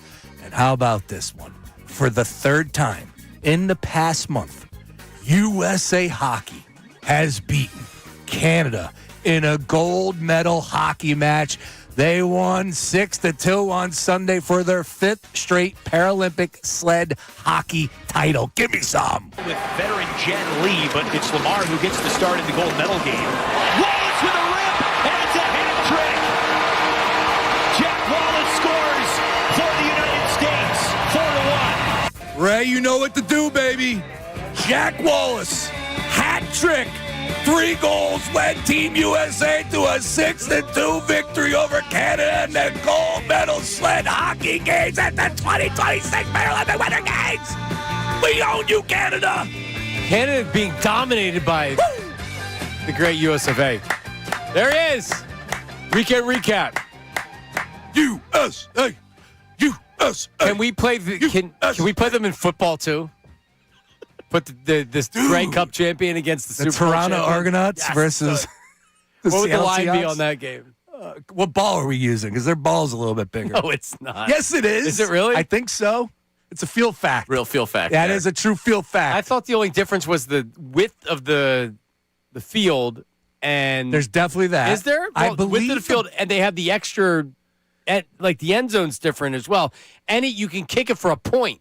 Oh, I don't know that one. Yeah, you can kick it for a point. I don't know why you can kick it for a point, but you get 1 point. You know who's a big Canadian football fan? No, I don't know. Chris Berman. He always Awesome. talks about the Grey Cup. Oh, he loves to bring up the Grey Cup. There was one Eagle that didn't even make the team, but his name was Gizmo Williams. And he used to do a flip. He was a punt returner. Ooh, Gizmo. He was a punt returner wide receiver that was never going to play wide receiver. But I don't even think he made the team as a punt returner. But it was like a big deal because he came down from the CFL. And they said he wasn't as good in the NFL because the field wasn't as wide, which is for a punt returner, if you have more width, you can definitely deal with more. Right, Ray? Right. Do you remember what not to do with Gizmo from the Gremlins? Get him wet. Yeah, that was one. Feed him after midnight. That is 2. Last one. Come on, man. Is this the easiest one? To not let him watch TV. Bright lights. Bright lights. Bright That's light. right. Bright light. That's a great movie, Gremlins. It was. Really good movie. Really good. It happened on Halloween, or it happened on Christmas, but Christmas. not considered a Christmas movie. Which I would argue. We'll wait for Die Hard season. Yeah. When you're going to tell me Die Hard's a Christmas movie, then Gremlins is a Christmas movie. I agree. Okay. Die Hard is a Christmas movie. Coming up, YouTube chat recap. And Ray, I know you probably didn't look for it because you don't want to play it, but where we got this from? How about that? Gotta hear it. Look at Ray. Gotta hear it. Got the greatest hits. To be clear, in terms of things I need from Nate, this is the one that he actually followed through with. Of course. Negative Nate. Negative Nate. I'm glad that we got it. And Ray's soccer goal call. I'm so grateful that this is the one. I appreciate you, Nate. Negative Nate. So good. Well, we have just the one negative Nate too now. Really? Yep. Oh, hit it. Negative Nate. That's it. Oh, get out. Yep. Nice work by you. That's coming up next. Middays with Marks 97.5 The Fanatic. But hang on a second. Join us. My name's John Marks. Sean Brace. I believe Ray is going to be there as well for an opening day pregame live broadcast at Maggie's Waterfront Cafe in Northeast Philly. Thursday, March 26th, 10 a.m. to 2 p.m. Hopefully we're going to get warm weather, but here's what we're going to be doing. Hanging out on the river with an ice-cold Corona.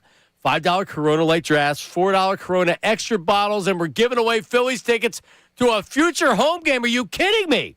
And a limited edition 97.5 The Fanatic opening day T-shirts while supplies last. And check it out. We're doing a bunch of stuff before the season. Opening day pep rallies powered by Corona. March 19th at Goshen Beverage in Westchester. March 20th at Super Value Beverage in Warminster. And March 21st at Moore Beverage in Philadelphia. They're all 4 to 6 p.m. Corona, the official cerveza of Major League Baseball. Limes in, play ball. You must be 21 or older. Please drink responsibly. Wake up with honest opinions and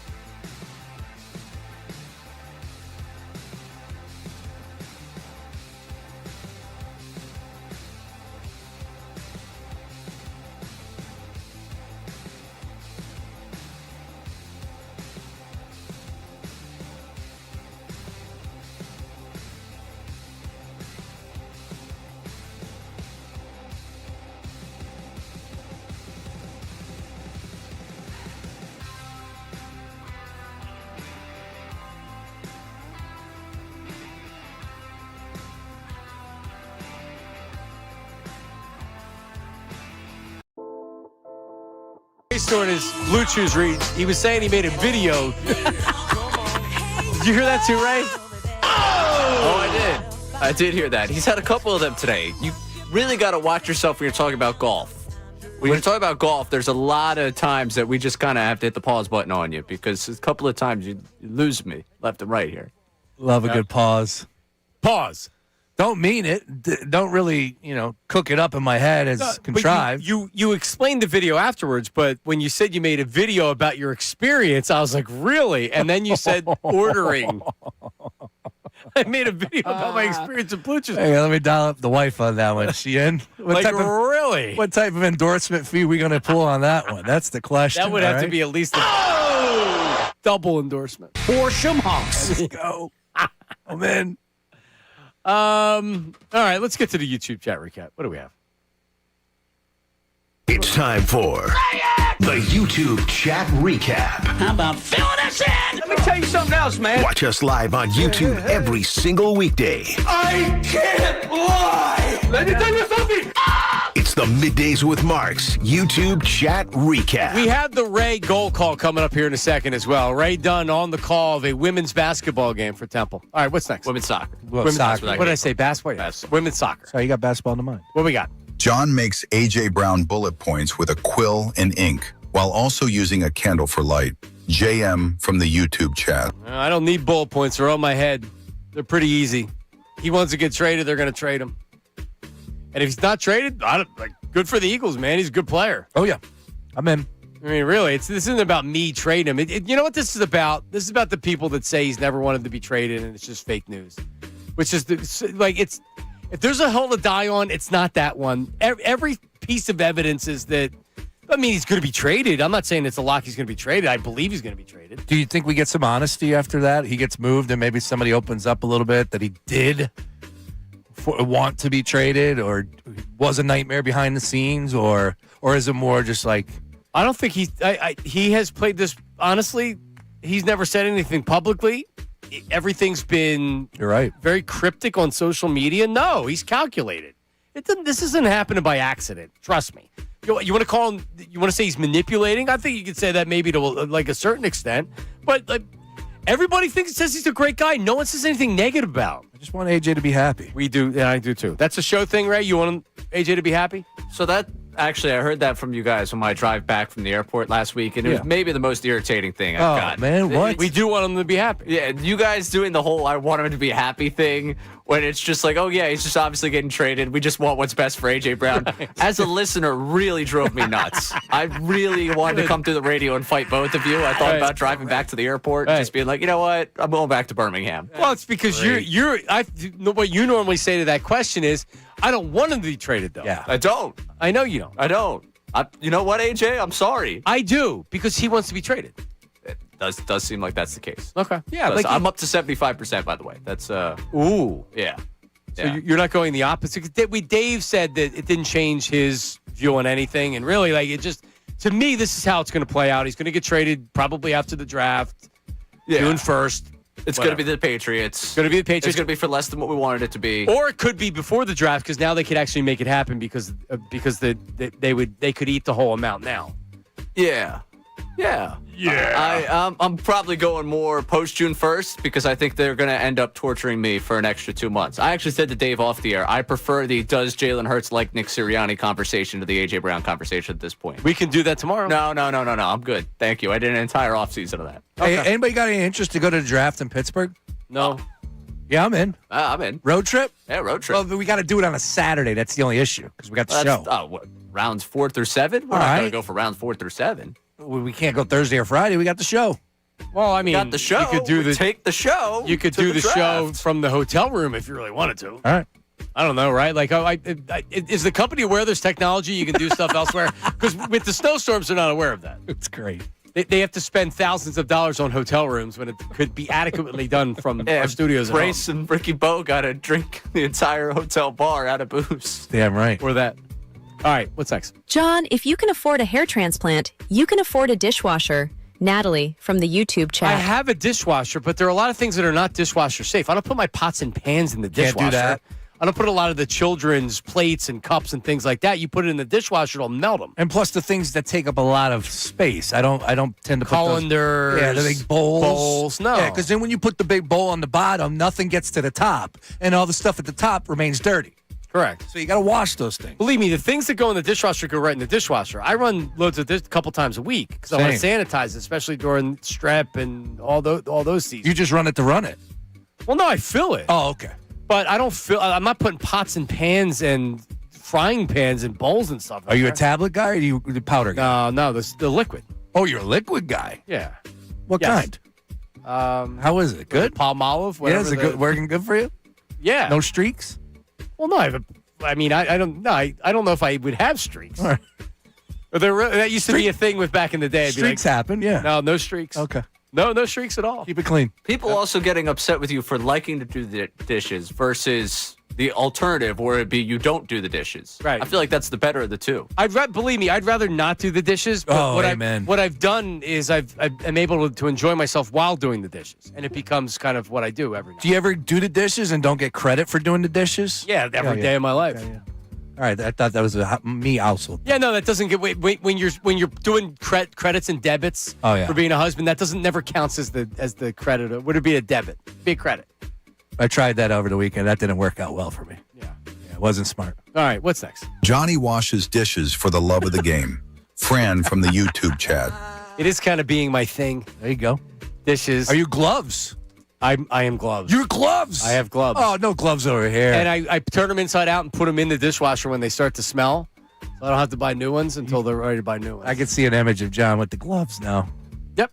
Yeah, I'm a football guy. No gloves. No gloves. Oh, I mean, my hands bleed even with gloves.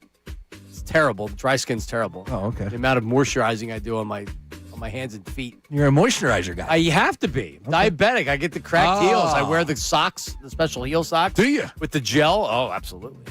Moisturize before I put them on. Listen, there's a lot going on in my house. Yeah, there's a lot. Very exciting. Very exciting. All right, Ray, what's next? I still don't understand why you wouldn't want to trade AJ prior to June 1st to take the cap pain now. MBD from the YouTube chat. They obviously want to split it up, would be the answer. I mean, they could do it now, I guess. I mean, they're not precluded from doing it right now, right? Well, is right now the reason they're not doing it because it's just the Patriots and whoever that week they can get to be interested in it?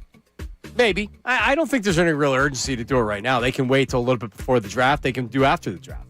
Yeah, I just don't know if they're waiting, what exactly. All right, let's get the last ones in so we can hear your call. Let's hear I think the threshold to which Embiid will say he wants to and can play is just higher now. It's not that he doesn't want to play, but he's going to make sure he feels 100%. Neil from the YouTube chat. Yep, and I'm all for it. I'm not. Get out there and play. What the hell's going on? This isn't a guy that's grinding through a sore wrist. He's got a sore 7'2" guy oblique. with bad knees. Probably shouldn't be playing because of the knees, Embiid. I think that would probably be the best thing for the Sixers. God, it's so painful because we argue about this. We don't even want to argue about it. We just want him to play. Yes. And then you have Morey who's doing his best to totally screw this up, and he's done it. All right, team. All right, Ray, let's do it. This is Ray on the call of women's soccer for Temple against who, Ray? Do you remember this one? I forget the. And this is very early on in the show because when I got wind that this is what Ray did, because Ray was like, he didn't want me to play it, but I made sure Nate got it. So the real reason this happened, we'll play it because I could get into this. I didn't want to do a live call of something on the air, so naturally. Can't wait. This one does make its way into the box. Here comes Keeley trying to crash in and get there. Now Craven putting this one in on the box, and this one finding the back of the net. How about that for the 49ers to start the second half? Wow, the wind was ripping down there wherever you went. Yeah. But he wasn't there. He was in some closet. Get out of here. He doesn't was do the fan blowing it? You can't turn it the other way? No, but they feel mics. No, they feel mics. Oh, okay. Gotcha. But Ray was in a closet, so he's not even there watching it. So that's it's tough to. It's even better. You got paid, right? I did. All right. And he did a fine job. Yeah, you get paid. You don't have to go to the place. That's awesome. How about that? I'm still.